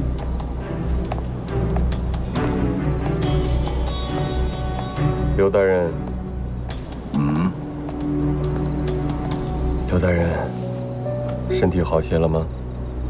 哎，何大人，我这个病啊，淤积所致啊。这案子，您当真就一点线索都没有吗？一点线索也没有啊！这不本来以为找着蛛丝马迹了，你看这一下完全断。可您刘大人是朝中数一数二的能臣，这案子要是您都办不了，怕是就没人能办了。那行，何大人，都这时候了，别开玩笑了。皇上交的差事，现在办成这样，这脑袋都快保不住了。刘大人言重了，皇上知道此案事关重大，非常人能处理，这才专门派了刘大人前来查案，派了和珅从旁协助，暂时遇到了困难，也是情理之中的嘛。哎，何大人，你我同朝为官这么些年，都到这时候了，你得帮我拿个主意呀。这主意我可拿不了。哎，您是专人专办专案，我就是个从旁协助的。一切事情啊，您一人定夺。我定夺什么呀？我现在一点主意没有啊！我现在是刘大人，实不相瞒啊，和珅这几日也是寝食难。皇上给的期限马上就要到了，咱们要真是一点线索都没有，你我都是难辞其咎啊。所以我想了又想啊，不如我先回京面圣啊。跟皇上那儿好好求求情，争取给咱俩多宽限几日。您在这儿安心休养，相信假以时日，您必定有所进展。事到如今也只好如此吧，那就有劳何大人。刘大人客气，那我收拾收拾，即刻启程。好，何大人慢走啊。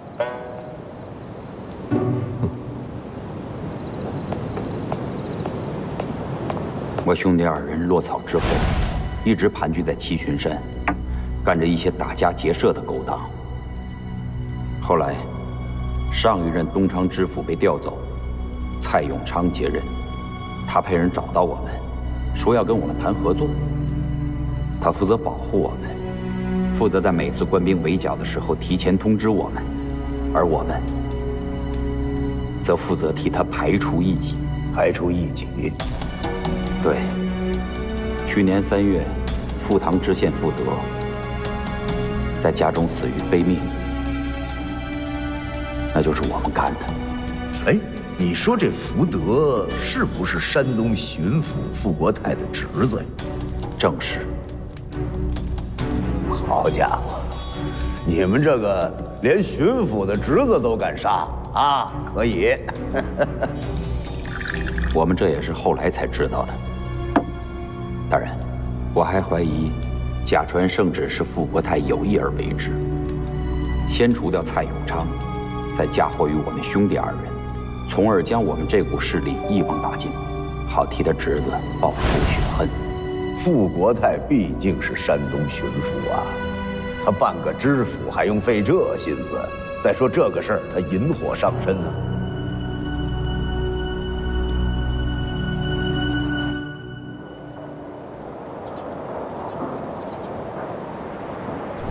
你说刘墉病得不行了？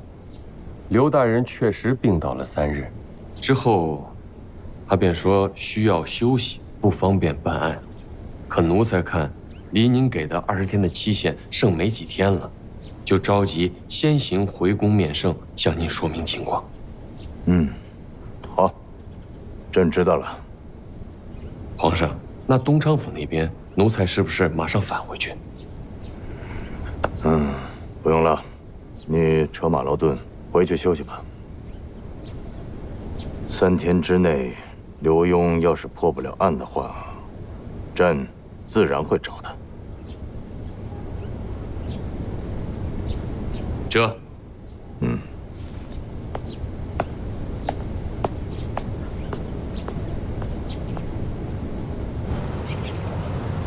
就这个高度，再撑一会儿。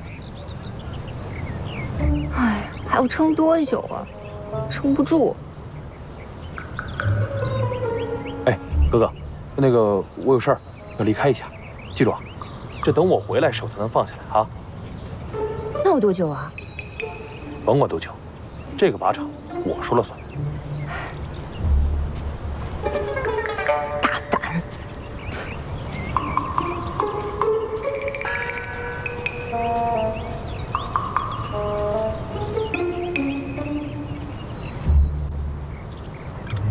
七仔，哎，过来。哥哥，你怎么给放下了？贺侍卫不是让您举着吗？他走了又看不见。他也是为您好呀。您不是要学枪吗？您别说，贺侍卫教的就是比那杨教官好。教的好有什么用啊？目中无人，自以为是的，还谁都看不上，要不然早被皇上委以重任了。我觉得贺侍卫这个人挺贴心的呀。哟，你怎么看出来的呀？他自小啊无父无母，被我爹收养，我怎么没看出来他暖啊？你是没见过他那狼狈的样子啊！贺志伟还有狼狈的样子，那我真是想象不出来。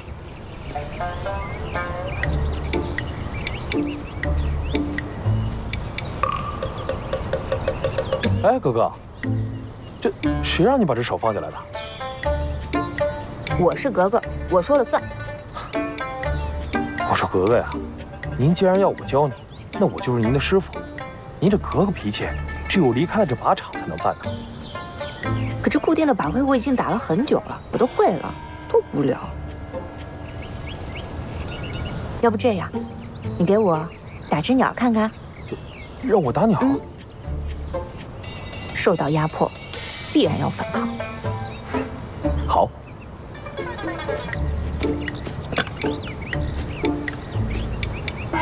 打个鸟，那还不是手拿把掐的？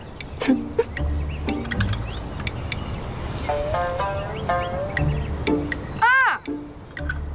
怎么了？我觉得那鸟太可怜了。可怜也得打。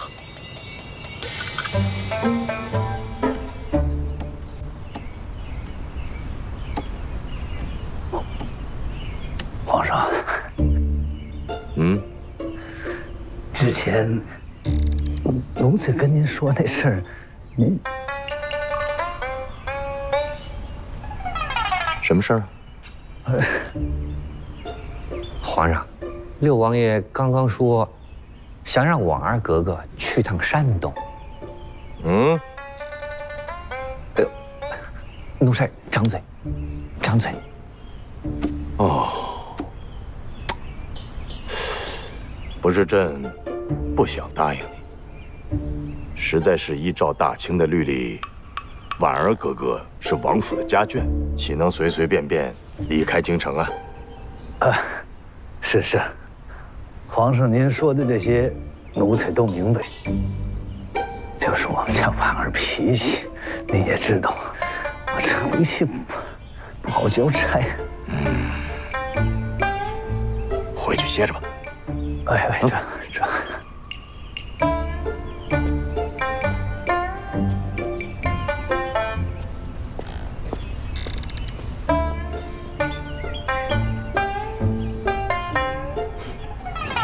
车侍卫，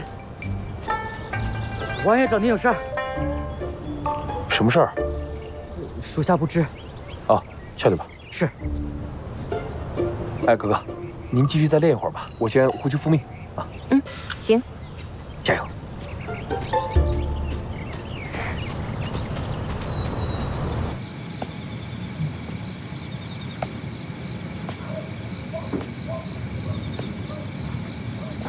我看这个贾御史查蔡永昌府一案，同时呢还有一个叫三娘索命案。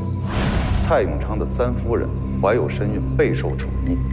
大夫人和二夫人因嫉妒生了杀心，便合谋将其毒死，并将尸体封在祠坛内，藏在花园的枯井下。蔡永昌被抓，其家人抢夺财产时，两位公子发现了井下藏尸，当场吓死。俩年轻力壮的大小伙子，这说吓死就吓死了。仵作验尸的结果就是两位公子因惊吓过度，心脏出血，导致心脏骤停。两位夫人也因悲伤过度，同时又自觉难逃法网，便上吊畏罪自杀。俩人一块现在，完之后一块上吊。老爷，你都想了一个晚上了，早点休息吧，别把身体熬坏了。你多拿什么？来，坐下，跟老爷聊会儿天。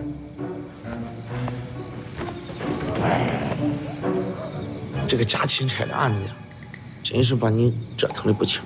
胡说，老爷觉着啊，刚开始有点意思。啊，老爷，这还有意思啊？老爷，你说啊，谁有这么大胆子敢干这事儿啊？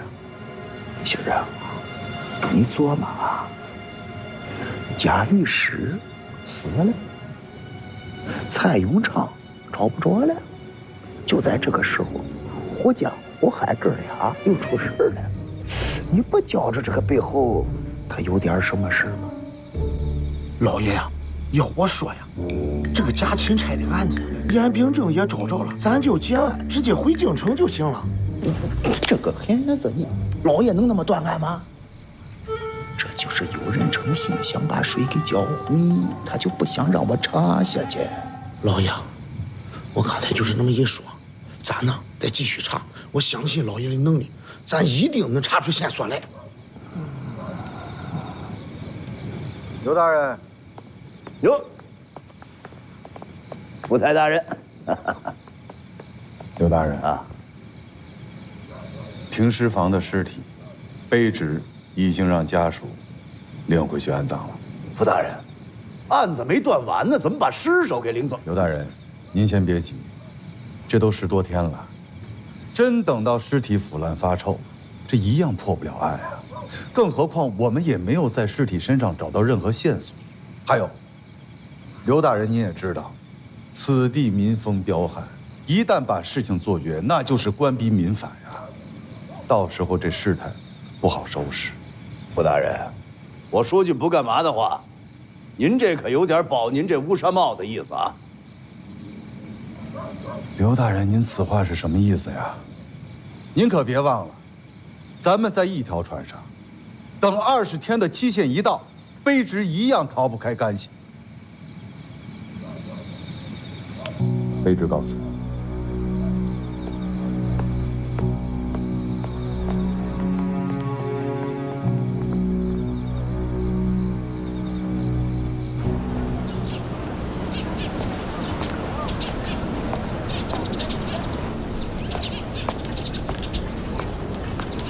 啊，您好。您找哪位？啊，我找邱仵作，他在家吗？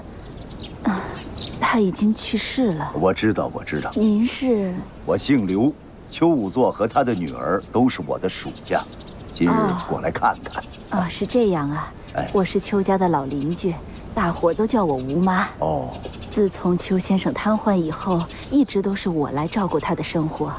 哎，那您这是？哎，这不是邱仵作过世之后，我们一直也没来，今天特地到访，前来慰问。哎呀，您来得太好了！您快到屋里去看看孟楠吧。自打邱先生下葬以后，他就一直把自己关在屋子里不出来。我每天给他送过去的饭菜，几乎都是原封不动的。您说呀，要是再这样下去，可就又要出人命了。是。好，那我进去看看。啊，您请。孟楠。孟楠，孟楠，有人来看你了。孟楠，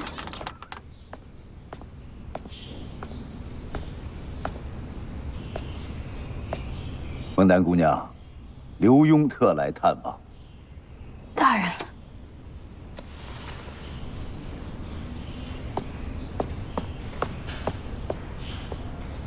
大人。我爹死得蹊跷，请大人您一定要给我做主。起来说话。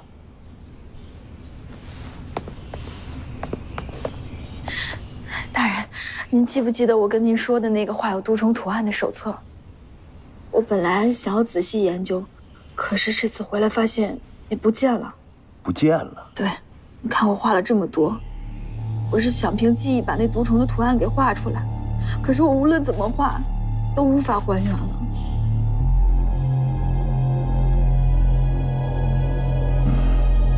孟楠姑娘，你父亲是死于毒虫叮咬吗？可有伤口啊？并未发现，但肯定与这毒虫有关，要不然我那手册怎么会突然消失呢？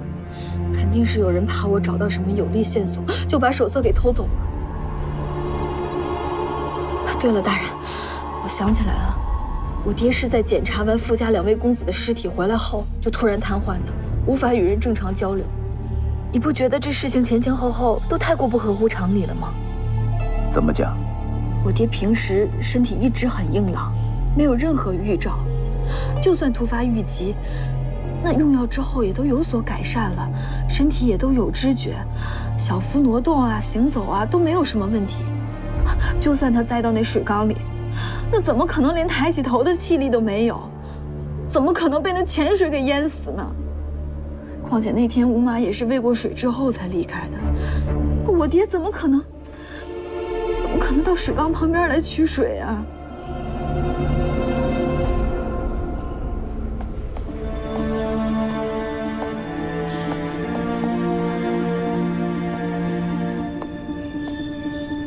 孟南姑娘，那天蔡家上吊的那位夫人是哪位仵作去验的尸啊？年迈的庄仵作。对了，大人，我爹还曾说过，蔡家的2位公子，他们那个尸格尚不完善，要去复检。我爹就是在复检尸体的过程当中突然瘫痪的。跟我知道的不大一样啊。大人，还有那水缸旁边刻了一个字儿，可能是我爹临死之前写的。什么字儿？蛊惑人心的蛊字儿。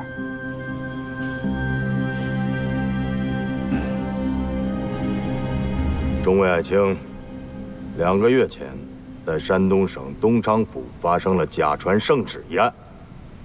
朕命令山东巡抚傅国泰限期1个月查清此案。可是到了时间，他也没能查明白。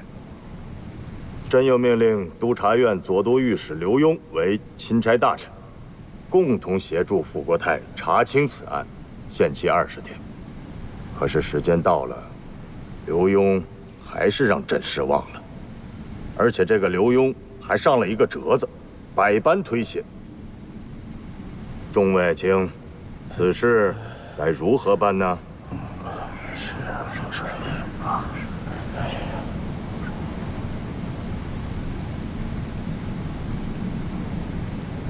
和珅，奴才在。你给众位爱卿先说说你的看法。回皇上，奴才以为假传圣旨，乃是十恶不赦的滔天大罪，犯此罪者，必是天理难容，所以此案应当严办不贷。至于办案不力的渎职官员，理应重罚，绝不姑息。啊，皇上！哎呀，一个一个说吗？国正，你先说。是，回皇上。下官以为，此案关系重大，的确应该彻底查清。对于那些督办此案不力的渎职官员，严惩不贷。那么，你是同意何爱卿的说法了？何大人所言，下官甚是赞同。只不过什么呀？下官以为，此次钦差大臣去往山东的不止刘墉一个人，好像还有何大人吧？府察大人，和珅是下了山东，可是和珅只是刘墉刘大人的助手，更何况自从到了山东境内，刘墉大人不断专行，固执己见。根本没有让臣有机会能够插手此案，此事，奴才早已奏明皇上。那何大人无罪，劳求食言了，劳求食言了。李亲王，你有什么看法？皇上，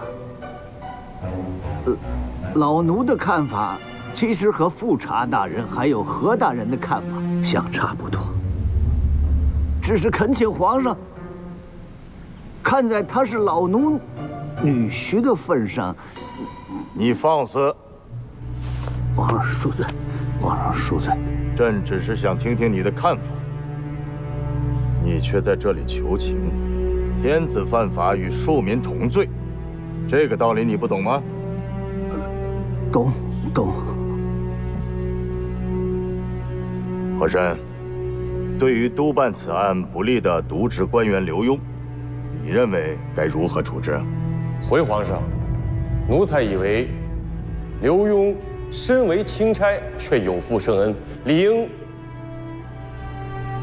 贬为庶民，永不录用。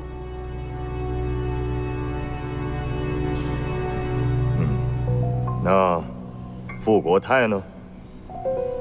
此次山东之行，全是刘墉一人说了算，所以奴才和傅国泰大人都是有些力不从心。那这么说的话，所有的罪过都是刘墉一个人的。国璋，你意下如何？何大人所言，在下甚是赞同。李亲王，你有什么看法呀？老奴赞同，赞同。众位爱卿，大家意下如何呀？臣等赞同何大人所言。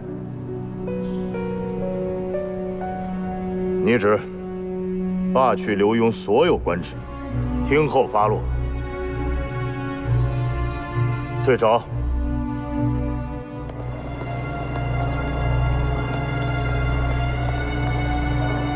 哎，何大人，何大人！哎呀，何大人，今天在朝上多谢您替小儿美言，老朽表示万分的感谢。您也甭跟我客气啊，我后来说的那些话，那是皇上想听的。甭管怎么说，老朽还是表示万分感谢。哎，你看，哪天到府上，让我设宴款待一番呢？您的饭我可不敢吃，吃人的嘴短，我吃下去容易，回头哪天您再让我吐出来，那我多难受啊！哎呦呦呦，何大人，您还有这吐的毛病啊？那算了吧，那算了。商量不正。何大人，何大人，怎么了这是？刘王爷，刚才我……哎呦，刚才的事儿您别说了，多亏了您在朝上给我姑爷说了几句好话呀，否则的话，小命没了。咱什么都不说了，患难见真情啊。那这么着，我差人给您府上送100两金子，您可千万别嫌少。这可使不得呀，刘王爷，和珅受之有愧。别有愧，别有愧。老话怎么说来着？好死不如赖活着。萧官为民了，我养着他啊。回去。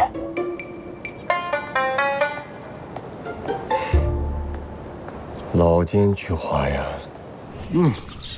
什么？贬为庶民？啊？贬为庶民好啊。老话怎么说呀？塞翁失马，焉知非福。贬为庶民，踏踏实实过日子了，不也省心了？你倒是省心了，那我呢？你不是也愿意踏踏实实过日子吗？我怎么踏实得了啊？我太了解刘墉了。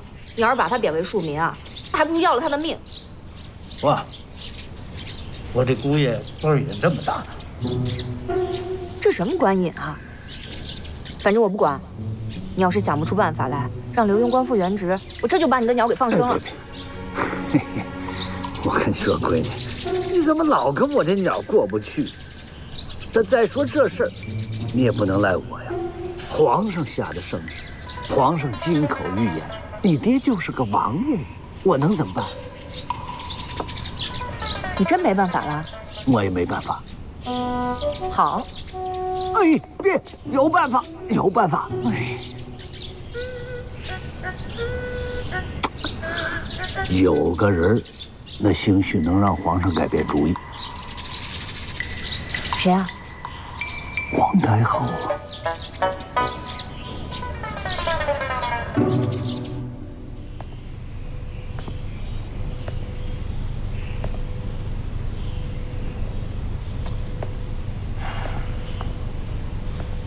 东昌府现在的情况怎么样了？回皇上，傅国泰还在侦办假传圣旨一案，不过这刘墉啊，整天跟没事人似的，到处瞎溜达。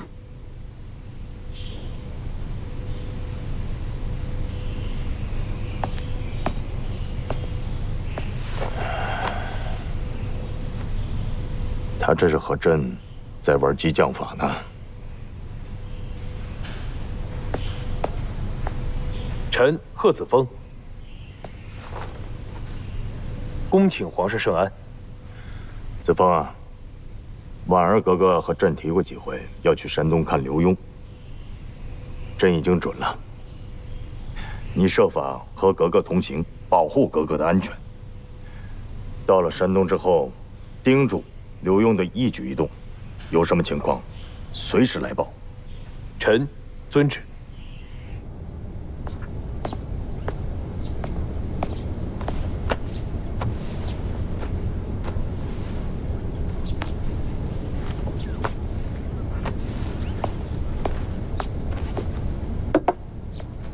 夫人，您这是要去哪儿？去山东，找老爷。山东？老爷被贬为东昌知府了，还好有太后娘娘开恩，皇上答应让我去找他了。老爷被贬了？当初我就不让他去吧，现在被我说中了。不过也好，让他好好吃点苦头，下次啊，他就得听我的话了。要我说，干脆就贬为庶民，我一去就把他带回来，再也不做这个官儿。夫人，求您带七彩一块儿去吧，我一定伺候好您。可我带的人已经够了，而且我去看老爷，带这么多人干嘛呀？夫人，七彩就是东昌人。本来夫人好心收留我，我不应该再有要求了。可是，一听说夫人要去东昌府，我真的没忍住，想回家看看。你是东昌人啊？嗯。那你对东昌很熟了？熟。行，我就带着你。路上你给我说说东昌有什么好吃好玩的地方。可以，谢夫人。快去收拾收拾。谢夫人。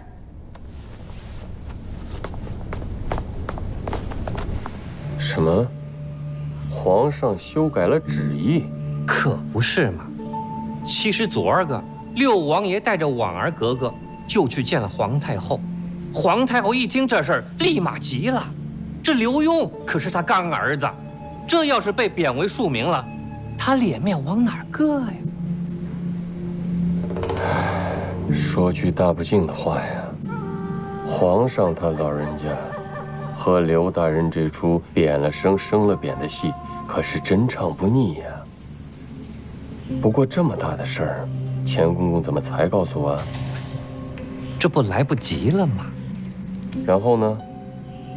然后呀，这刘墉官降数级，贬为知府，留在山东。山东什么地方？就事情发生的地方，东昌府。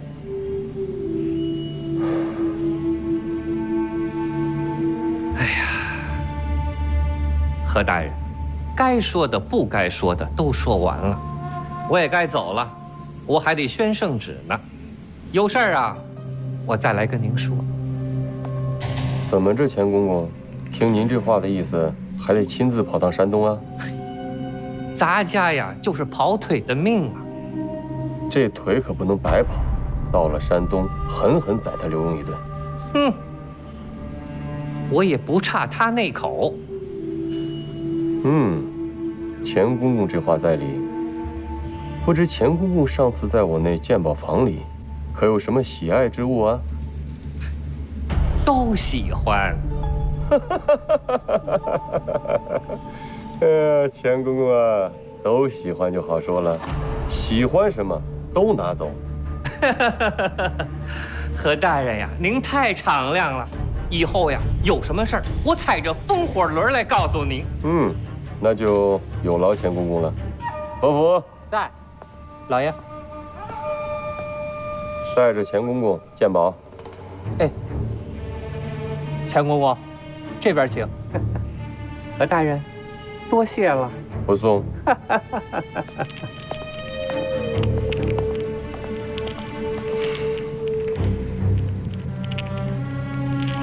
山东东昌府，刘墉。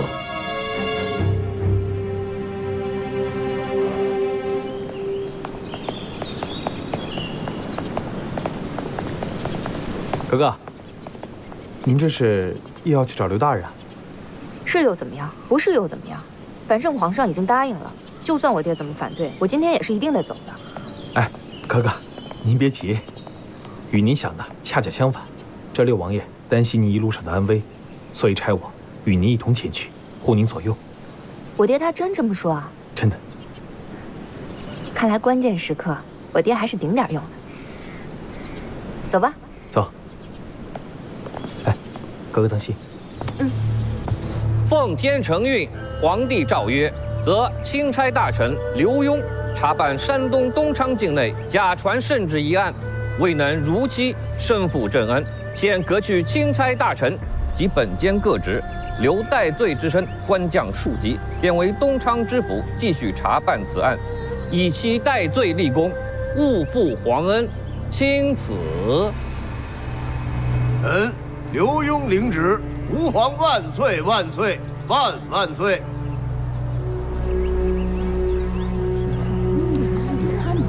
这个。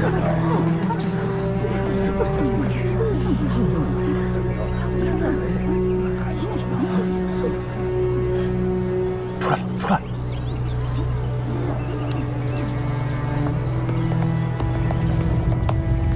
哎呀，刘大人，咱家可是在皇上面前死保你啊！为了你这事儿，我跟皇上谈了3天3夜，可这结果呀，哎，这么多人，在那说啥呢？他们？心领，让您费心了。哎呀，这是什么话呀？咱俩这交情不摆在这儿呢？是。嘿，您瞧我这记性，行啊！哎，赶紧着，把我给钱公公预备那顶级礼物拿来，快着！刘大人，您太客气了，您刚贬官呀。也是哈，行啊，那甭拿了，那就。哎呦，刘大人，备都备上了，我要是不拿多不合适啊。也是啊，行啊，那还是拿去吧啊！刘大人呀，放心吧，刘大人，我不白拿您的东西。回京之后呀，我帮您好好疏通，好让您早日官复原职。哎呦，多谢钱公公！谁让我有这个实力呢？是。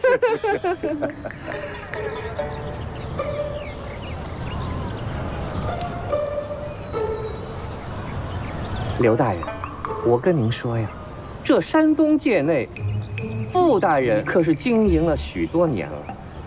你要是有什么事儿啊，还得看傅大人的脸色行事。那是。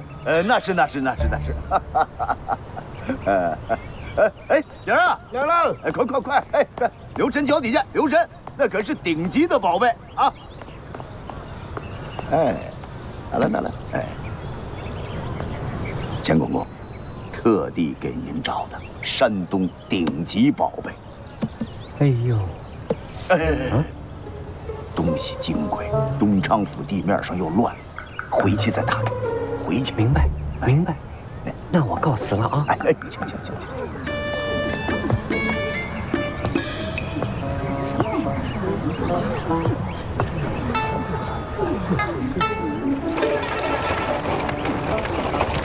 慢走。恭送钱公公。你看他那屁股撅的，那不就贴上去？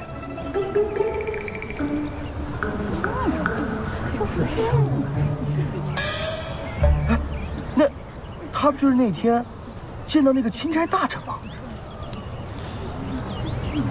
哎，好像是啊。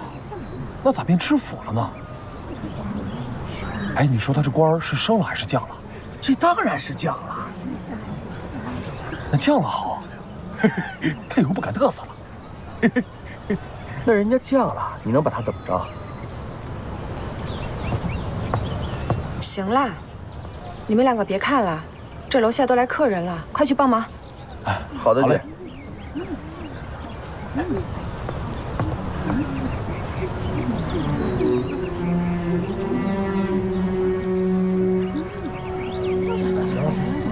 回家吧。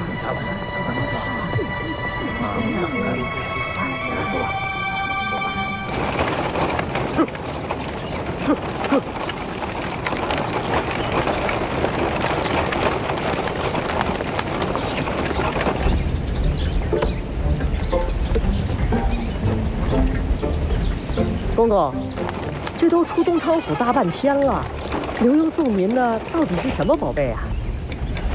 让小的们开开眼呗。就你猴急猴急的，进来吧。哎，得嘞。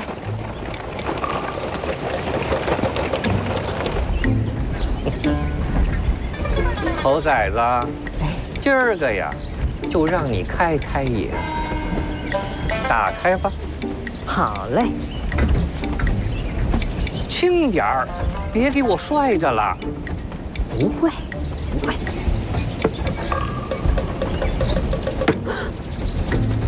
哎呦，瞧你这出息，这么容易就被吓着了。公公，您走的时候，刘墉说这里面是什么宝贝了吗？他倒是说了，这宝贝呀，可是全山东最好的。我琢磨着呀，也就那么回事儿。公公我什么宝贝没见过呀？哎呦，公公，这宝贝您还真没见过。不可能。不信您看看。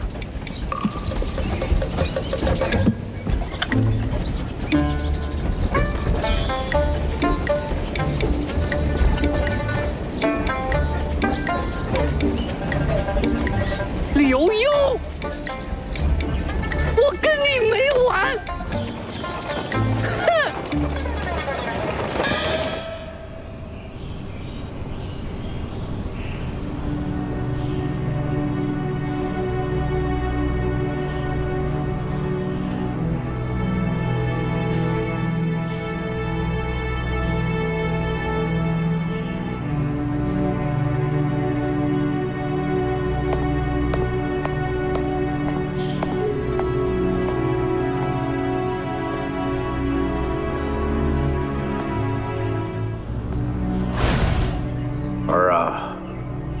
事情刚刚发生的时候，所有的矛盾都集中到你那儿，特别是那个和珅，他联络了朝内的大小官员，上奏皇上准备弹劾你。要不是为父左右逢源周旋，恐怕皇上早把你给法办。让父亲大人操心，孩儿深感愧疚。可孩儿真的没有其他办法了。国舅爷，要不您去找找富贵妃？哎，还嫌宫里的事不够乱？啊，奴才知错了。儿啊，你妹虽然贵为皇贵妃，可是她有她的难处啊，你千万不能去麻烦她。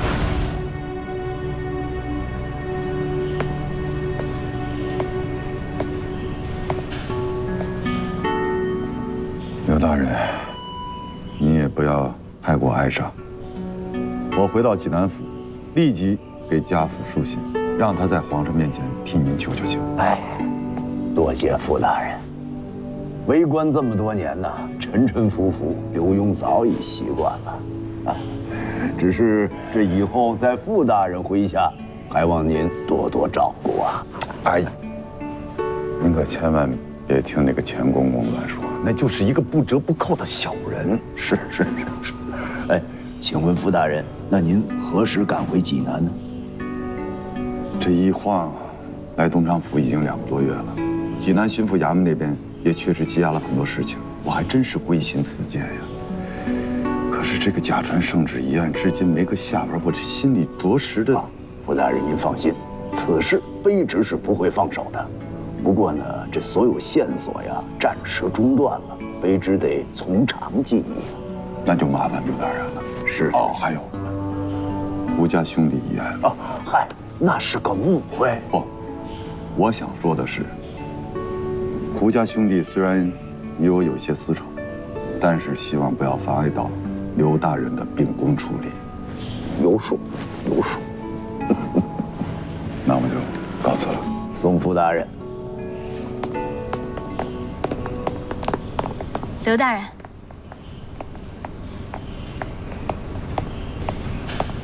刘大人，府台大人，刘大人，卑职前来报道。哎，还报什么道啊？应该说呀，我们从今儿起开始上任。刘大人，有孟南姑娘这样出色的仵作，您何愁破不了案啊？哎，告辞。副大人，大人，你这，哎，慢走，副大人。能与大人共事，卑职三生有幸。大人，卑职有一请求，不知您可否答应？啊，你说。卑职想拜您为师，从今儿起跟着您学断案。行吧，行。那您答应了？哎，想学断案，怎么就跟着学吧。拜师的事儿，咱们以后再说。啊。那大人，您是不是觉得小女不配呀？没这个意思，我是说呀，考虑考虑，你得达到做我徒弟的标准，咱们再行拜师之礼。快受徒弟一拜。哎呦，不必，干什么这是？来，起来啊！起。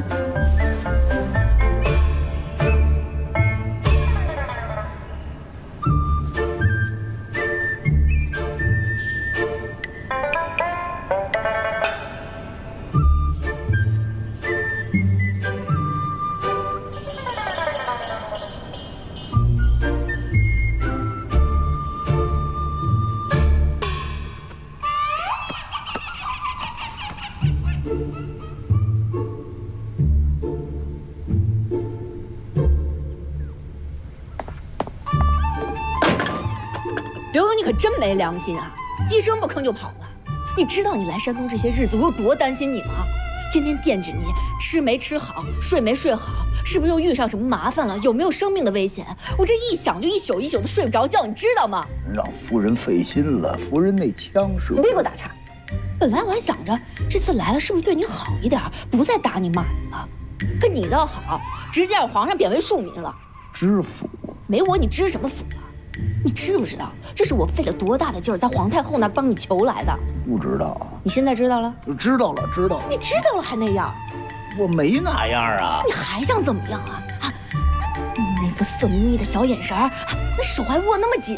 哎，夫人，不是刚才跟您解释了吗？是他非要给我磕头拜我为师，我这双手一扶，就让您给看见了。什么拜师呀？你别给我再糊弄，我这都是借口。不是，夫人，真不是。哎呦，夫人，孟南这姑娘啊，刚刚死了父亲，而且父亲死得还很蹊跷，她这不是报仇心切、断案心切吗？可以理解。你说他父亲死了啊？还有一档子事儿，夫人不知道。夫人，您觉着孟南姑娘长得怎么样啊？什么意思啊？不，我是说她长得还不难看吧？有话快说。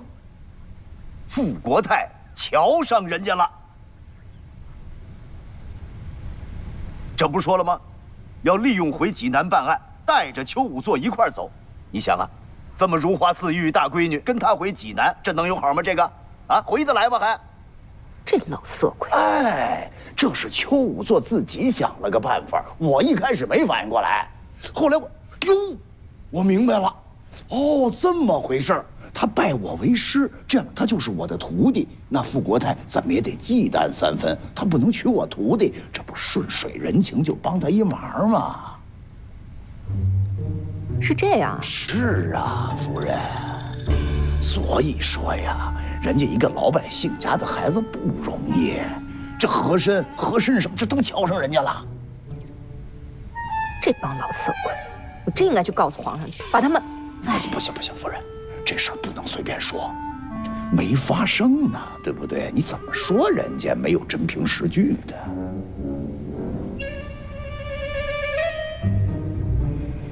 哎，夫人，所以说呀，这个女孩啊，脸蛋长得好看，也是祸害。什么意思啊？她好看，我好看啊？不，夫人，他怎么能跟夫人比呢？夫人不光长得好看，而且命还金贵。他一个老百姓家的孩子，可不就是让人欺负呗？你说现在怎么办啊？无父无母，无亲无故，容易吗？你说，哎。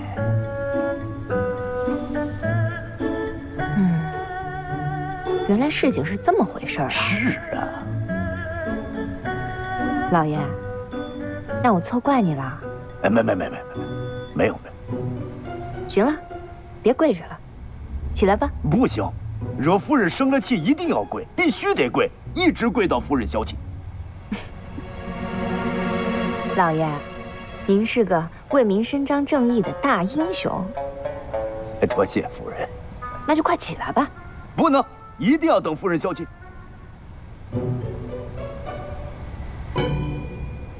啊，对了，临来的时候，我爹特意嘱咐我了，说让你在这儿委屈一段日子，他会在宫中尽力帮你周全，早日让你官复原职。所以你只要在这儿踏踏实实的过一段日子，咱们就可以回京了。啊！哎呦，这可真是多有劳我岳丈大人了，这是。咱们都是一家人，谁叫你是我的夫君呢？多谢夫人，多谢夫人。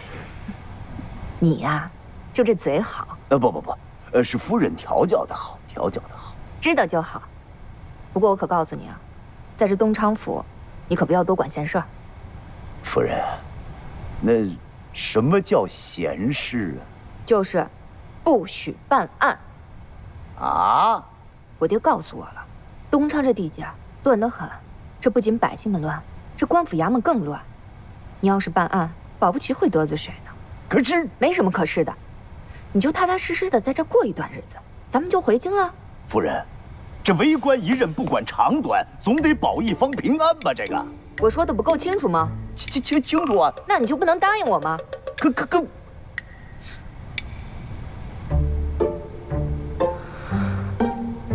刘墉。夫人，我先告退。哎，你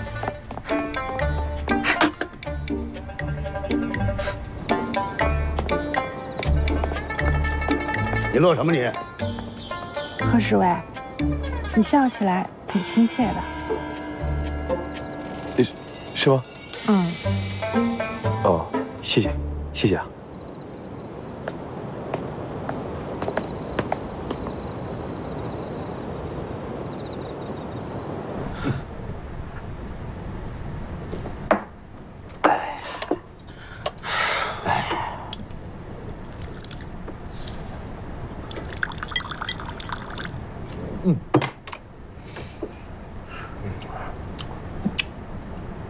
雪儿啊，你怎么了？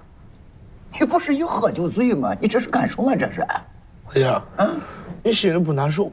我难受什么呀？我难受。老爷，你说你好好的一个京官当着，就为了查这个案子，皇上一句话就把你降那么多级，多冤呐！孩子呀，呦，这还哭了。好孩子，你还知道为老爷担心了？你这回操的这个心呐，操错了地方了。老爷，你怎么能这么说呢？心儿啊，你怎么不想想啊？皇上是何等圣明啊，他怎么能中间不分把老爷给贬了呢？老爷，可是你也行了，我跟你讲吧，心儿啊，老爷说到最后是个京官，在京城咱们威风凛凛，什么事都好办，但你到了这个地方，你倒腾不开呀。这是人家的地方，是龙你盘住，是虎你摸住，你不施展不开吗？老爷，你说的没错，那现在怎么办？什么怎么办？这挺好啊！皇上一道圣旨，把老爷贬成东昌知府，好了，县官、县官全对了，这又变成咱的地方了，这不挺好吗？老爷，我明白点你的意思了，可是你还是被降级了呀！你这个孩子糊涂啊，心儿啊！那官大官小那就是个名儿，那怎么办？封你个巡抚，封你个总督，你还是办不了事儿啊，对不对啊？只要咱们能为皇上分忧，把案子办了，还百姓一个公道，这就行了。老爷，这朝廷上的官要都像你这样就好了。行了行了，快倒酒吧，快！知府大人，大人，打扰啊！大人，您这第一次来小店，我给您加2道菜。哎呦，多谢。大人，您可别这么说，您这来我们小店就让我们小店蓬荜生辉。如果您觉得这饭菜还挺可口的，欢迎您常来，我请客。哎，好，对门嘛，一定常来。那2位吃着，有什么事儿招呼我。没耽误您打烊是吧？啊，没有，吃着喝着。多谢。来，老爷，我给您端一个。行了，赶紧着，你还哭丧手吗你？不哭了，我的孩子，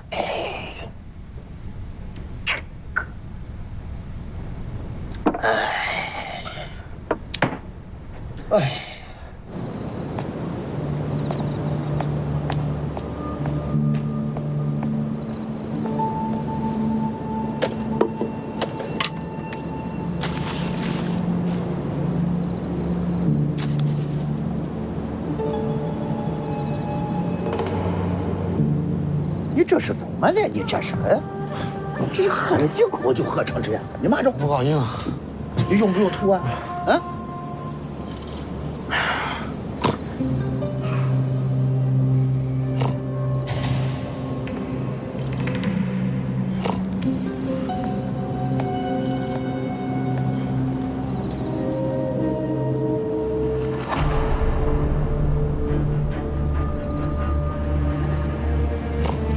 妇人怎么冲着衙门口烧纸呢？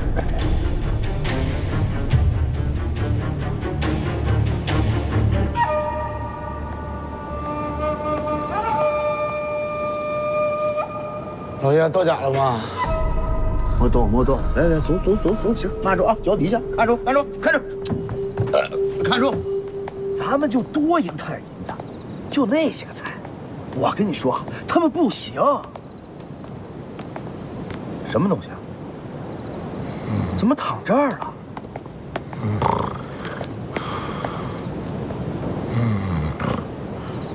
这怎么看着这么眼熟啊？这不是那个钦差大人的跟班吗？就踢你那个。这小子啊！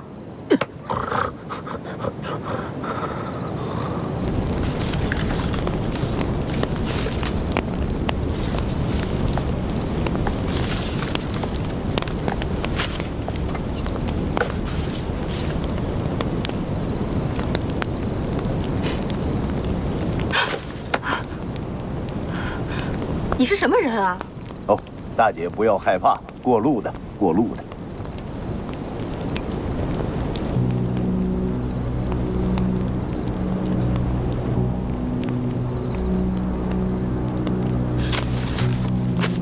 看什么呢？